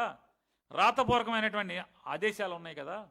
మరి ఎందుకు ఇందులో వ్యాపారస్తులు దిగుతున్నారు అంటే, మినిస్టర్ గారు ఆఫీస్ నుంచి ఫోన్ వస్తుందండి, ఫోన్ రాగానే మేము దింపుకోవాలి, కానీ మరి మా మంత్రి కదండి, లేకపోతే ట్రాన్స్ఫర్ చేస్తారండి అండమానుకో అడవిలోకో, మేమేం చేస్తామండి అని వాళ్ళు చెప్తున్నారని చెప్పని అందరూ చెప్తున్నారు. నేను అబద్ధం అయితే నేను కాగితం మీకు చూపిస్తా. నేను ఇప్పుడు ఈ మీటింగ్ అయిపోయింది, ప్రెస్ మీట్ అవ్వగానే వాట్సాప్ చేస్తా విలేకరులందరికీ. బేగంపేట విమానాశ్రయం only restricted for public office bearers, అంటే ముఖ్యమంత్రులు, మంత్రులు, ఐఏఎస్ ఆఫీసర్లు వాళ్ళే మాత్రమే దిగాలి, మిలిటరీ ఆఫీసర్లు వాళ్ళు మాత్రమే దిగాలి. ప్రైవేట్ వాళ్ళు దిగటానికి నిషిద్ధం. ఎందుకని? అక్కడ దిగాలి, శంషాబాద్లో దిగాలి ప్రైవేట్ వాళ్ళందరూ, డబ్బు ఉన్న వాళ్ళందరూ. ఇక్కడ ఎందుకు దిగుతున్నారు? అడుగుతుంటే ఎవడో నాకులాగా నోరు నోడు వెళ్ళి అడుగుతుంటే మేమేం చేస్తాం సార్, దయచేసి వదిలేండి సార్, మా మంత్రి గారు ఆఫీస్ నుంచి పిఏ గారు ఫోన్ చేస్తాడు సార్, పలానా ఆయన విమానం వస్తుంది, పలానా ఆయన లెగుస్తాడు ఇక్కడి నుంచి, నువ్వు మూసుకోమంటున్నారు సార్. మూసుకుంటున్నాం సార్. అవునా కాదా? అంటే మీ సేవలన్నీ కార్పొరేట్ సేవలు. అయితే జిఎంఆర్ గారి సేవలో ఉంటారు, లేదా పెద్ద పెద్ద వ్యాపారస్తుల సేవలో ఉంటారు, ఇండిగో సేవలో ఉంటారు. కానీ విజయవాడ అమరావతి అంటే రాజధాని ఉన్నటువంటి విమానాశ్రయాన్ని కడతాకి మాత్రం ఆ సేవలో మీరు ఉండరు. ఇక్కడ ఫ్లైట్లు పెరగవు. మీ ఎమ్మెల్యేలు తిడుతున్నారు, నేను తిడతలా, మీ ఎమ్మెల్యేలు తిడుతున్నారు.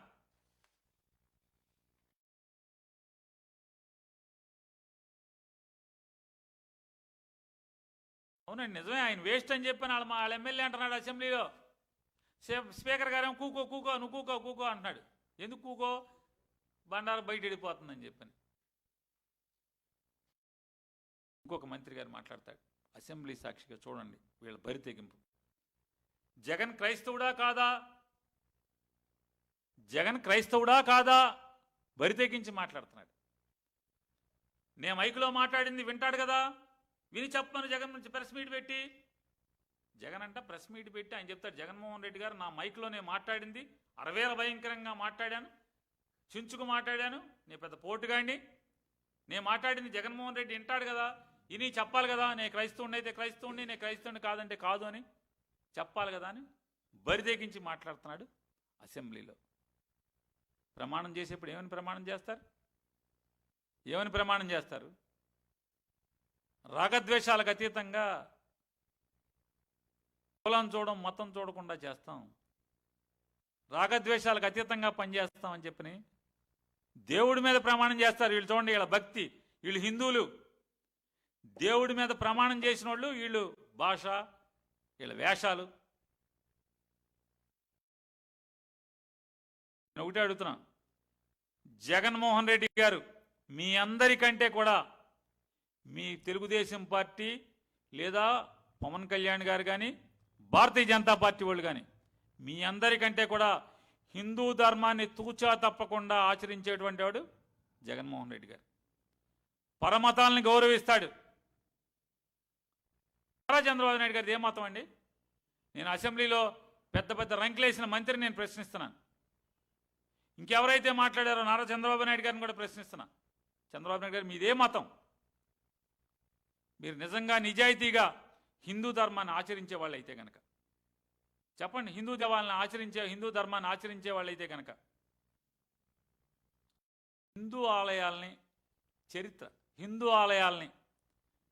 ధ్వంసం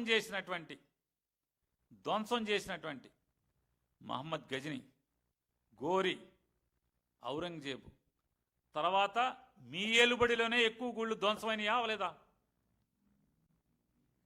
ఎస్, నేను చెప్తున్నా, మీ ఏలుబడిలోనే వాళ్ళ ముగ్గురు తర్వాత మీ ఏలుబడిలోనే అత్యధిక గుళ్ళు ధ్వంసమైనవి.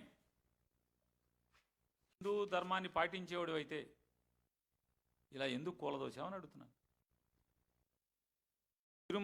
తిరుమలలో 1000 కాళ్ళ మండపాన్ని కూలదోసింది ఎవరు? మీరు కాదా అని అడుగుతున్నాను. మీ ఏలుబడిలో కాదా? పోనీ ఏమన్నా పండితులను, ఎవరైతే శ్రీ వైష్ణవ మతానికి సంబంధించినటువంటి వాళ్ళనో ఎవరన్నా అడిగారా? మీరు సలహాలు తీసుకున్నారా? కూలదోశారా లేదా? ఎందుకు కూలదోశారు? అది ఎవరు కట్టారు? మీరు కట్టారా? ఎన్టీ రామారావు గారు కట్టారా? ఎవరు కట్టారు? పురాతనమైనటువంటి దేవాలయం ఎన్నో వేల ఏళ్ల సంవత్సరాల క్రితం నిర్మాణం చేసినటువంటి ఒక హెరిటేజ్ నిర్మాణాన్ని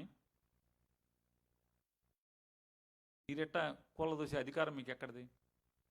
ఎందుకు కూలదోశారు? నిజంగా మీరు హిందూ సాంప్రదాయాన్ని పాటిస్తే మీరు అవి కూలదోస్తారా? నిజంగా మీరు హిందూ మతాన్ని పాటించేవాళ్ళు, ఆచరించేవాళ్ళు, హిందూ ధర్మాన్ని ఆచరించేవాళ్ళు, అంతరాత్మతో శుద్ధిగా మీరు దేవుణ్ణి పూజించేవాళ్ళు అయితే తోలు చర్మంతో జంతు చర్మంతో చేసినటువంటి బూట్లు వేసుకుని దేవుడికి ఎవడన్నా పూజ చేస్తాడా? ఈ భారతదేశంలో అసలు ప్రపంచంలో జంతు చర్మంతో చేసినటువంటి బూట్లు తొడుక్కుని దేవుడికి పూజ చేసేవాడు మీరు తప్పితే ఇంకెవరున్నారా? చంద్రబాబు నాయుడు గారు చెప్పండి. మీరు తప్పితే ఎవరన్నా ఉన్నారా? చెప్పండి. మీరు హిందువా? ఎలా హిందూ? పితృకర్మలకి తండ్రి చనిపోతే, తల్లి చనిపోతే కేశఖండనకి చేయనటువంటి ఆ కర్మ చేయనటువంటి వాడు ఎలా హైందవుడు అవుతాడు? అనుమానాలు ఇవన్నీ. చెప్పండి, ఎలా హిందువు మీరు? జగన్ క్రైస్తవుడా కాదా అని మీరు అడుగుతున్నారు. నేను మీరు హిందువా కాదా అని అడుగుతున్నాను చంద్రబాబు నాయుడు గారు. చెప్పండి, ఏ రోజన్నా పిండ ప్రదానం చేశారా? తల్లికి కానీ తండ్రికి కానీ ఆ పేరు మీద పోయిన రోజు తిథికి కానీ చేస్తున్నారా? పోనీ తద్దినానికి పెట్టకపోతే శివరాత్రికి పెడుతున్నారా? హిందువులు పెట్టాలి కదా. తిరుపతి గురించి, తిరుపతి లడ్డూ గురించి పచ్చి అబద్ధాలు ప్రచారం చేస్తారు, అసత్యాలు ప్రచారం చేస్తారు, కొవ్వు కలిపారని మాట్లాడతారు. సుప్రీంకోర్టు నియమించినటువంటి సిబిఐ నిర్దేశిత సిట్టులోనేమో జంతువుల కొవ్వు లేదని చెప్తే మీరు ఇంకా బరిదెగించి మన బాత్రూములు కడిగే యాసిడ్తో నెయ్యిలో కలిపి ఆ నెయ్యితో లడ్డూలు చేశారని చెప్పని మీరు మాట్లాడతారు. నేను ఒక్క మాట మాట్లాడుతున్నాను, ఒక్క ప్రశ్న అడుగుతాను. మీరు రాజమండ్రిలో పాలలో చిన్న కల్తీ జరిగితే ఎంతమంది మృత్యువాత పడ్డారు? ఇంత పచ్చిగా టాయిలెట్లు కడిగేటువంటి, బాత్రూములు కడిగేటువంటి యాసిడ్ని నెయ్యిలో కలిపి ఆ నెయ్యితో లడ్డూలు చేస్తే మీరు కూడా జగన్మోహన్ రెడ్డి గారు ముఖ్యమంత్రిగా ఉన్నప్పుడు చాలాసార్లు తిరుపతి లడ్డూలు తిన్నారు, ప్రసాదం తిన్నారు కదా, ఫోటోలు వీడియోలు ఉన్నాయి కదా. మీ ఆరోగ్యం బాగానే ఉంది కదా, మీకు ఎప్పుడు నాలుగుకి రుచి తేడా కనపడలేదుగా. మరి యాసిడ్లు అంటే దొడ్లు గడిగే యాసిడ్ అయితే మీ నోట్లోకి వెళ్తే మరి ఎలా మీకు టేస్ట్ తెలియలేదు? తప్పు కదా అది. నేను అడుగుతున్నాను ఒకటి, మీరు నిజంగా హిందువే అయితే చర్చిలకు వెళ్ళి మీరు ఏం చెప్తున్నారు? యేసుని నమ్ముతాను, నేను యేసు ప్రభుని నేను సంపూర్ణంగా నమ్ముతాను అని మీరు చెప్తున్నారు. యేసు ప్రభుని మీరు సంపూర్ణంగా నమ్ముతానని స్టేట్మెంట్లు ఇస్తూ మీరు హిందూ ఎలా అవుతారు? మీరు చెప్పండి. నా దగ్గర బోల్డని వీడియోలు ఉన్నాయి. నారా చంద్రబాబు నాయుడు గారు బైబిల్ వ్యాఖ్యను చదివి నేను యేసు చెప్పినటువంటి ఈ మార్గాన్ని ఆచరిస్తాను అని చెప్పని మీరు అనేక మార్లు చెప్పారు చర్చిల్లో. మరి మీరు హిందూ ఎట్లా అవుతారు చెప్పండి? ప్రకటనలు చేస్తారు కదా. క్రైస్తవ కూటముల సభలకు వెళ్ళి 746 జీవో, శ్రీ వెంకటేశ్వర స్వామి యొక్క సన్నిధి 27.4 చదరపు కిలోమీటర్లు కాదు, 354-56 కిలోమీటర్లు. ఈ 56 కింద 7 కొండలు వస్తాయి. ఈ 7 కొండల పరిసర ప్రాంతాల్లో కూడా అన్యమత ప్రచారం నిషేధం అని చెప్పినటువంటి GO 746 endowments department. 747 Tirumala Shri Venkateswara Swamy సన్నిధి అయినటువంటి 7 కొండల పరిసర ప్రాంతాల్లోనే కాకుండా, అంటే 7 కొండల మీద పరిసర ప్రాంతాలే కాకుండా మరొక 19 ప్రశిష్ట దేవాలయాల్లో, ఆంధ్రప్రదేశ్ సంబంధించిన ప్రశిష్ట దేవాలయాల్లో, విశిష్ట దేవాలయాల్లో అన్యమత ప్రచారం నిషేధం అని చెప్పని 747 జీవో. ఈ 2 జీవోల్ని క్రైస్తవ కూటమి సభలకు వెళ్ళి నేను రద్దు చేస్తానని చెప్పింది మీరే కాదా అంటున్నా. బరితెగించి ఇంకా నేను కాదంటున్నారు. నేను మీకు వీడియో ఇస్తాను. ఆ video AI generated deep fake అయితే కనుక నన్ను లోపలేండి, జైల్లో వేయండి. మీరు సాక్ష్యం పుల్లారావు, చిలకలూరుపేట పుల్లారావు గారి సాక్ష్యం మీ పక్కన ఉన్నాడు. ఆనందబాబు సాక్ష్యం మీ పక్కన ఉన్నాడు. బైబిల్ మిషన్ కిరణ్ బాబు గారి సాక్ష్యం ఆయన మీ పక్కన ఉన్నాడు. మీరు 2009 జనవరి మాసంలో అక్కడికి వెళ్ళారు, నాగార్జున యూనివర్సిటీ దగ్గరికి. మీరు వెళ్ళి ఆ సభలో మీరు ఆ ప్రకటన చేశారు, ఆ స్టేట్మెంట్ ఇచ్చారు. అంటే తిరుపతి కొండకి 7 కొండలు కాదు 2 కొండలని నేను జీవో మారుస్తాను, ఆ జీవోను రద్దు చేసి 2 కొండల కిందే చేస్తాను, అన్యమత నిషేధం, అన్యమత ప్రచారం నిషేధం దాన్ని తొలగిస్తాను అని చెప్పి మీరు వాగ్దానం చేస్తారు. మీరు ఎట్లా మీ మతం హిందూ మతం అవుతుందండి చెప్పండి? మీ అంతరాత్మను ప్రశ్నించుకోండి. నేను చెప్పిన దాంట్లో ఒక్కటన్నా అసత్యం ఉందా నేను అడిగే ప్రశ్నలో? ఒక్కటన్నా అసత్యం ఉందా? మీరు ఇంకో మాట మాట్లాడుతున్నారు ఇవాళే అనుకుంటా. రాష్ట్ర ప్రజలందరికీ చెప్తున్నాను, 3 కాదు 4 కనండి, 3 మూడో వాళ్ళని కంటే నేను 25,000 ఇస్తానని చెప్పి మీరు చెప్తున్నారు ఇవాళ. నేను అడుగుతున్నా, మీరేమో మీ ఆస్తులు 1,00,000 కోట్లు అని చెప్తారు. నా ఆస్తి ఎవరైనా చెప్పారు? నా ఆస్తి 1,00,000 కోట్లు అని మీరు అంటారు. మీ శ్రీమతి గారేమో మా వ్యాపారం సంవత్సరానికి 4,000 కోట్లు అంటారు. దీన్ని మీరు కానీ మీ కుటుంబం కానీ మీ అబ్బాయిలు కానీ ఎవరు పాటించరు కదా. ఎవరిని పాటించమంటున్నారు? మరి సామాన్యుల్ని పాటించమంటున్నారు. దేనికి? నేను 25,000 ఇస్తాను, మూడో వాడిని కనండి అంటున్నారు. 25,000 ఇస్తే, మీరు 25,000 ఇస్తే 3-4 కంటే సామాన్యులు మీ 25,000 కూడా ఇస్తారో? సూపర్ 6 సూపర్ హిట్ లాగా 25 ఇచ్చేసానయా పాత రోజుల్లో చెప్పారు. ఎవడై చెప్పేది? ఎప్పుడూ అయిపోయింది రుణమాఫీ అంటే మొత్తం కడతారండి. ఎలక్షన్ ముందు ఏం చెప్పారు? బేషరతుగా మొత్తం మాఫీ చేస్తానని.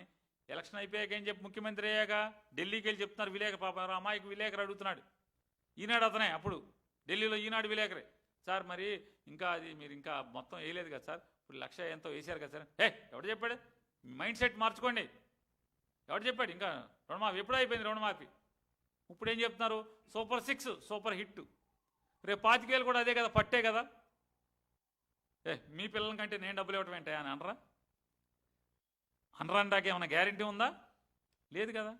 మీ మాటలు నమ్మి ఈ దేవుడి తెలియాలి మీరు ఇస్తారో ఎగ్గొడతారో. మీ మాటలు నమ్మి పిల్లల్ని కంటే ఆ పిల్లలకి మీరు రేట్లు కంట్రోల్ చేస్తున్నారా? జగన్మోహన్ రెడ్డి గారు ఉండగా బాధుడే బాధుడు బాధుడే బాధుడు అని దీర్ఘాలు తీసుకుని తిరిగారు. జగన్మోహన్ రెడ్డి గారు ఉన్నప్పుడు ఇంటి సరుకుల రేట్లు ఎంత, పాల రేట్ ఎంత లీటర్, ఇవాళ ఎంత, ఇంటి సరుకులు ఎంత ఆ రోజు, ఇవాళ ఎంత, ఆ రోజు కరెంటు బిల్లు ఎంత, ఇవాళ కరెంటు బిల్లు ఎంత కట్టాల్సింది, ఎంత కడుతున్నారు, చదువులు ఫీజులు ఎంత, ఫీజు రీయింబర్స్మెంట్ ఎవరు మీరు, నయా పైసా ఫీజు రీయింబర్స్మెంట్ ఎవరు, మరి ఎలా చదివించాలి రేపు పొద్దున పిల్లలందరినీ? అంటే నాకు అర్థమయ్యేది ఒకటే, ఏతావాత సామాన్యులు నలుగురిని ఐదుగురిని ముగ్గురిని కనేసేస్తే వాళ్ళ ఆర్థిక బాధలు భరించలేక పిల్లలకు చదువు చెప్పలేక వాళ్ళని వానాకాలం చదువులు చదివించి 10వ క్లాసు ఇంటర్మీడియట్తో ఆపేస్తే, అంటే నాకు అర్థమైందంటే మీ డబ్బున్నోళ్ళ ఇళ్లలో ఇవాళ పనోళ్ళు తక్కువగా దొరుకుతున్నట్టున్నారు. సర్వీస్ సెక్టార్ కింద మీకు మనుషులు దొరకట్లా, జీతానికి పనిచేయటానికి తక్కువ జీతానికి పనిచేయటానికి మనుషులు దొరకట్లేదు మీ డబ్బున్నోళ్ళకని నాకు అర్థమైంది. అందుకోసమని మీ డబ్బున్నోళ్ళందరి కోసం జనాల్ని మనుషులను ఎక్కువ కనమంటున్నారు. 1,00,000 కోట్ల ఆస్తులు ఉన్నాయి, 4,000 కోట్ల సంవత్సరం వ్యాపారం జరుగుద్ది, మీరు కనరా ఎవరిని? చెప్పండి, మీ బంధువులందరికీ ఎంతమంది ఉన్నారు? ఇది తప్పు కదా అంటున్నాను. ఆచరించని ప్రజలను ఆచరించమని చెప్పటం ఎంతవరకు ధర్మం ఇది? చెప్పండి, తప్పు కదా ఇది. ఇవాళ ఇన్నిన్ని తప్పులు పాపాలు చేస్తూ మీరు ఇవాళ నారా చంద్రబాబు నాయుడు గారు, పవన్ కళ్యాణ్ గారు ఈరోజు అసెంబ్లీలో మాట్లాడతారు. పవన్ కళ్యాణ్ గారు ఏమంటారు? వైఎస్ఆర్సీపీ వాళ్ళు 11 మందే గెలిచారు, 11 మంది గెలిచినా కూడా 1,100 మంది గెలిచినట్టుగా మాట్లాడతారు. వాళ్ళు చెప్పిన దాన్ని బలంగా నమ్ముతారు. ఎవడు సార్ బలంగా నమ్మేది? మెట్లు గడిగేది మీరే, కొవ్వు గెలిపాడు జగన్మోహన్ రెడ్డి అని చెప్పేది మీరే. మళ్ళీ 6 నెలలు తిరగంగానే అసెంబ్లీకి వచ్చి ఎవడై చెప్పింది నేను జగన్మోహన్ రెడ్డి గురించి అన్నానా? నేను అనలేదు, టీటీడీ బోర్డుది బాధ్యత అన్నాను, నేను జగన్ ఏం అనలేదు అంటారు. ఇలా ఒకటే ఆరా? మీ నోరు తెరిస్తే అన్ని అబద్ధాలే కదా సార్. ఎవరి అబద్ధాలు? ఎస్, మీరన్నది నిజం, మీరన్నది నిజం. మేము 11 మంది మాత్రమే గెలిచినప్పటికి కూడా 1100 కాదు 11,000 మంది మేము గెలిచినంత దమ్ముగానే ఇవాళ రాజకీయం చేస్తున్నాం. మేము మా కార్యకర్తలు రాజకీయం చేస్తున్నారు. మీరు తెలిసి అన్నారో తెలియకన్నారో ఎటకారంగా అన్నారో 1100 కాదు 11,000 మంది మేము గెలిచినామన్న ధైర్యంతోనే ఇవాళ మిమ్మల్ని ఎదుర్కొంటున్నాం. మాలో నిజాయితీ ఉంది, మేము మాట్లాడే మాటలో ప్రతిదీ ఆధారం ఉంది, ప్రతి కాగితానికి ఆధారం ఉందనేటువంటి ఆత్మస్థైర్యంతో మేము మాట్లాడుతున్నాం. నిజాయితీనే మా ధైర్యం, మీ అబద్ధాలు మీ అసత్యాలు మీ తప్పులే మా ధైర్యం. పవన్ కళ్యాణ్ గారు ఆర్థిక విధ్వంసం అంటారు. ఎవడ ఆర్థిక విధ్వంసం? పవన్ కళ్యాణ్ గారు, మీరు ముగ్గురు చేసేది ఆర్థిక విధ్వంసమా? జగన్మోహన్ రెడ్డి గారు చేసిందా? జగన్మోహన్ రెడ్డి గారు చేసినటువంటి 3,31,000 కోట్ల రూపాయల్లో 2,70,000 కోట్ల రూపాయలు సరాసరి నేరుగా ప్రజల ఖాతాలోకి ఏదో ఒక రూపాయన డబ్బులు వేశారు. అదొకటే కాదు, పోర్టుల నిర్మాణం 6,000 కోట్ల రూపాయలతో సీసీ రోడ్ల నిర్మాణం గ్రామీణ ప్రాంతాల్లో, సుమారుగా 7,000 కోట్ల రూపాయలతో సచివాలయ భవంతుల నిర్మాణం, సచివాలయాలు కానీ రైతు భరోసా కేంద్రాలు కానీ అలాగే హెల్త్కి సంబంధించినటువంటి బిల్డింగ్ల నిర్మాణంలో కానీ లేదా హెల్త్ని అద్భుతంగా హాస్పిటల్స్ని రెనోవేట్ చేయడంలో కానీ ఎంత మార్పు ఇచ్చాడు. పాఠశాలని 48,000 పాఠశాలలు ఉంటే 16,000 పైచిలుకు పాఠశాలని మార్చి చూపించాడు. కేజ్రీవాల్ 800 పాఠశాలనే మార్చాడు. జగన్మోహన్ రెడ్డి గారు 16,000 పాఠశాలని మార్చి చూపించాడు. సాంకేతిక నైపుణ్యాన్ని వారికి అండగా ఇచ్చాడు. డబ్బున్న వాళ్ళ పిల్లలతో పోటీపడి ప్రభుత్వ పాఠశాలలో చదివేవాడు తయారయ్యేట్టుగా తర్ఫీదు ఇచ్చేదానికి ప్రయత్నం చేశాడు. మీరు వచ్చి సర్వనాశనం చేశారు. ఈ రోజుకి మీరు చెప్తున్నారు, ఈరోజు కూడా అసెంబ్లీలో 9,74,000 కోట్ల రూపాయలు అప్పులు చేశాడు జగన్ అని. వచ్చి పాపం కదా మీది అంటున్నాను.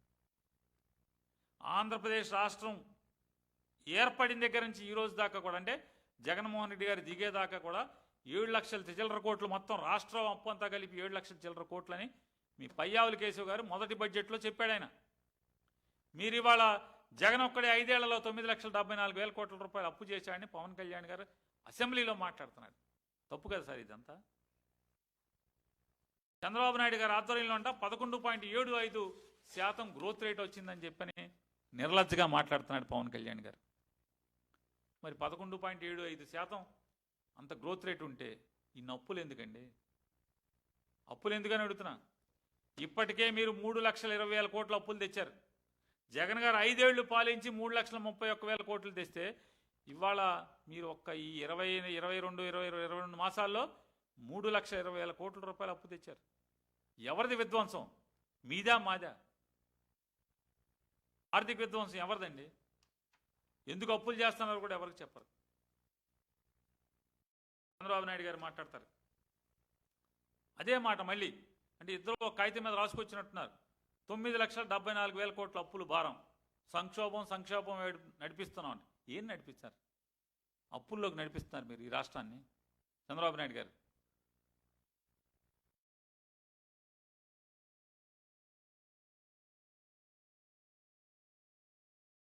గత ప్రభుత్వ హయాంలో ప్రభుత్వ ఆస్తులను తాకట్టు పెట్టి అప్పులు తెచ్చుకున్నారంటున్నాడు. కొంచెం సిగ్గుపడాలి సార్, సిగ్గుపడాలి. రాష్ట్రంలో ఉన్నటువంటి లక్షల కోట్ల రూపాయల విలువైన ఖనిజ గనులన్నింటినీ కూడా తాకట్టు పెట్టి 9,000 కోట్ల రూపాయలు అప్పు తెచ్చిన మగోడు ఎవడయా? పనోడు ఎవడు? మీరు కదా చంద్రబాబు నాయుడు గారు. మీరే గనులు తాకట్టు పెట్టి అప్పులు తెచ్చిన వాళ్ళు మీరు. ఆఖరికి అప్పు ఇప్పించినోడికి కూడా 100 కోట్ల రూపాయలు కమిషన్ ఇచ్చారు. అప్పు ఇప్పించినోడికి, బ్రోకర్కి. ఇప్పుడు జనం సొమ్ము అంటే మీకు ఎంత లోకువ, అంత లోకువ చూడండి. జనం సొమ్ము అంటే మీకు 9,000 కోట్ల రూపాయలు అప్పు ఇప్పించినోడికి కమిషన్ ఎంత ఇచ్చారండి? 100 కోట్లు ఇచ్చారు మీరు. ఈ హెరిటేజ్కి అయితే ఇట్టాక లోన్ ఇస్తే ఇట్టాక కమిషన్ ఇస్తారా? చెప్పండి సార్.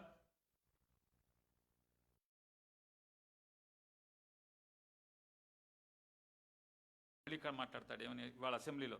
రాజశేఖర్ రెడ్డి 7 కొండలు 2 కొండలు అన్నప్పుడే చెప్పా, వెంకటేశ్వర స్వామితో ఆటలిద్దరిని హెచ్చరించా. ఈ దేవుడు కూడా నిన్ను బాగు చేయలేడు చంద్రబాబు నాయుడు గారు. దేవుడు కూడా నిన్ను బాగు చేయలేడు. నందమూరి తారక రామారావు గారు కూడా సదుద్దేశంతో చల్లాకొండయ్య కమిషన్ వేసి చల్లాకొండయ్య కమిషన్ రిపోర్ట్ను అనుసరించి ఒక జీవో ఇచ్చారు. ఆ జీవోలో కూడా 27.4 చదరపు కిలోమీటర్లే తిరుమల తిరుపతి ప్రాంగణం అని చెప్పి ఇచ్చారు నందమూరి తారక రామారావు గారు. దానికి ముందు దానికి తర్వాత కూడా బ్రిటిష్ వాళ్ళు ఏదైతే సర్వే చేశారో, బ్రిటిష్ పాలకులు రీసెటిల్మెంట్ చేశారో 1932లో, ఆ రోజున నిర్ణయించినటువంటి 27.4 చదరపు కిలోమీటర్ల తిరుపతి ప్రాంగణాన్ని 27.4 కాదు, ఇది 354 కిలోమీటర్లు అని చెప్పని చరిత్ర పుటల్లో తిరుమల యొక్క ప్రాంతాన్ని, స్వామివారి ప్రాంగణాన్ని పెంచిన వాడు ఎవడంటే రాజశేఖర రెడ్డి గారు. తప్పు కదా ఇంత నీచంగా మాట్లాడటం. దాన్ని రద్దు చేస్తా అన్నది మీరు కదా. మళ్ళీ వాళ్ళ బరి తెగించి అసెంబ్లీలో మాట్లాడతారు మీరు. అంటే మీ ఉద్దేశం ఏంటి? రోజు తప్పుడు మాటలు మాట్లాడితే ప్రజలు నిజం అనుకోవాలని చెప్పని. భగవంతుడి పైన ఉన్నాడు. మీరు లడ్డూ గురించి చెడు మాట్లాడగానే మీ కంపెనీ అతలాకుతలం అయిపోయింది. మీ కంపెనీకి ఉన్నటువంటి భాగవతాలన్నీ బయటపడినాయి. మీ కంపెనీతో ఎవడెవడికి అక్రమ సంబంధాలు ఉన్నాయో, ఎవడెవడికి అన్నీ ఉన్నాయో అన్నీ బట్ట బయలేని. మీరు ఆ లడ్డూలోనే, ఆ లడ్డూ కింద పెట్టి నలిగిపోతున్నారు మీరు, మీ కంపెనీ కదా అని అడుగుతున్నాను.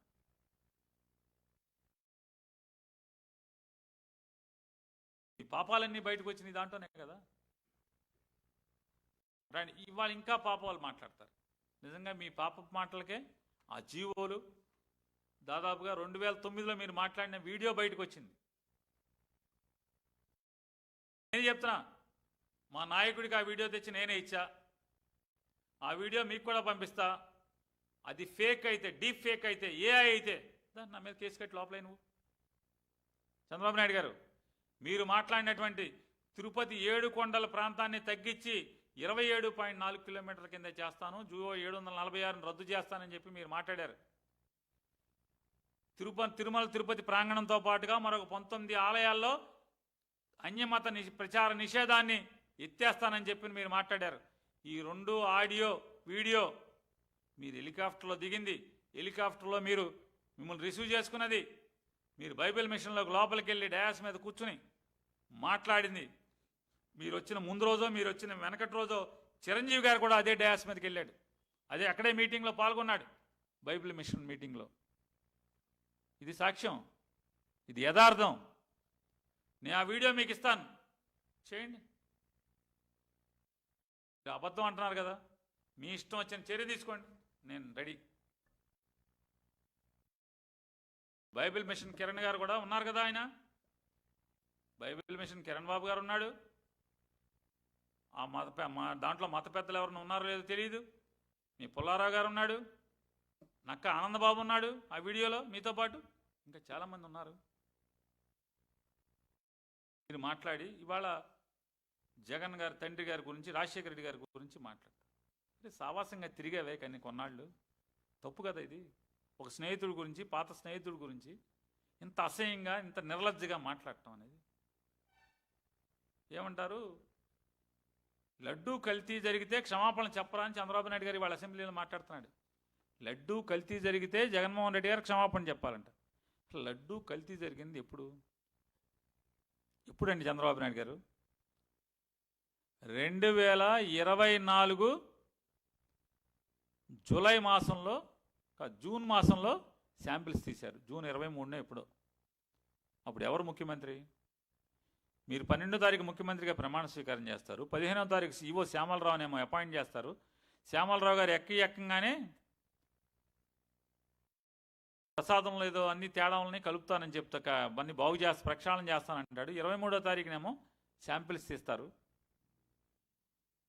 ఆయన ఆగస్టులోనేమో ప్రెస్ మీట్ పెడతాడు. ప్రెస్ మీట్ పెట్టి దీంట్లో మలినాలు ఉన్నాయని చెప్తాడు. స్వచ్ఛమైన నెయ్యి కాదని ఆయన స్టేట్మెంట్ ఇస్తాడు. సెప్టెంబర్ 18వ 19వ మీరేమో మీ ఇష్టం వచ్చినట్టు మాట్లాడతారు. అలాగే ఈవో శ్యామలరావు గారు తిప్పి పంపినటువంటి 4 ట్యాంకర్లు ఏఆర్ డైరీకి వెళ్లకుండా ఈ సరాసరి కాళహస్తిలో ఉన్నటువంటి వైష్ణవి డైరీకి వెళ్తాయి. వైష్ణవి డైరీలోంచి మళ్ళీ తిరుపతికి వస్తాయి. తిరుపతిలో దాన్ని తీసుకుని మీరు వాడేసి లడ్డూలు తయారు చేసి జనాలకు పంచి పెడతారు, భక్తులకి. ఎవరి దగ్గర కల్తీ కలిసింది? మీరు కదా క్షమాపణ చెప్పాల్సింది. తిరుమల తిరుపతి స్వామివారి భక్తులందరికీ కూడా క్షమాపణ చెప్పాల్సింది ఎవడు? నారా చంద్రబాబు నాయుడు గారు, మీరు, మీ ఈవో గారు, మీ మంత్రులు, మీ ప్రభుత్వం క్షమాపణ చెప్పాలి. కల్తీ కలిసింది మీ దగ్గర. నిజంగా ఇంకా ఎన్ని పాపాలు మీ నోట్లోంచి వినాల్సి వస్తుందో ప్రజలు, మీ రాజకీయం కోసం, తుచ్చమైన రాజకీయం కోసం. ఇవాళ జగన్ గారి టైంలో ఎడ్యుకేషన్ ఏం లేదంటున్నారు. ఇది కేంద్ర ప్రభుత్వం ఇచ్చినటువంటి రిపోర్టు. 2014-15 నుంచి 2018-19 దాకా లిటరసీ రేట్ ఆఫ్ ఆంధ్రప్రదేశ్ చూడండి పెరుగుదల.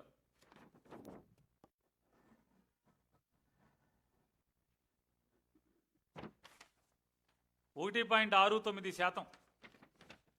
చంద్రబాబు నాయుడు గారికి జగన్ గారికి మధ్య చంద్రబాబు నాయుడు గారి పీరియడ్లో 1.6%, 6.9%. జగన్ గారి పీరియడ్లో, అంటే జగన్ గారి పీరియడ్లో 3.5% పెరుగుదల. ఎవరిది ఎక్కువ? ఎవరు అనుభవజ్ఞుడు?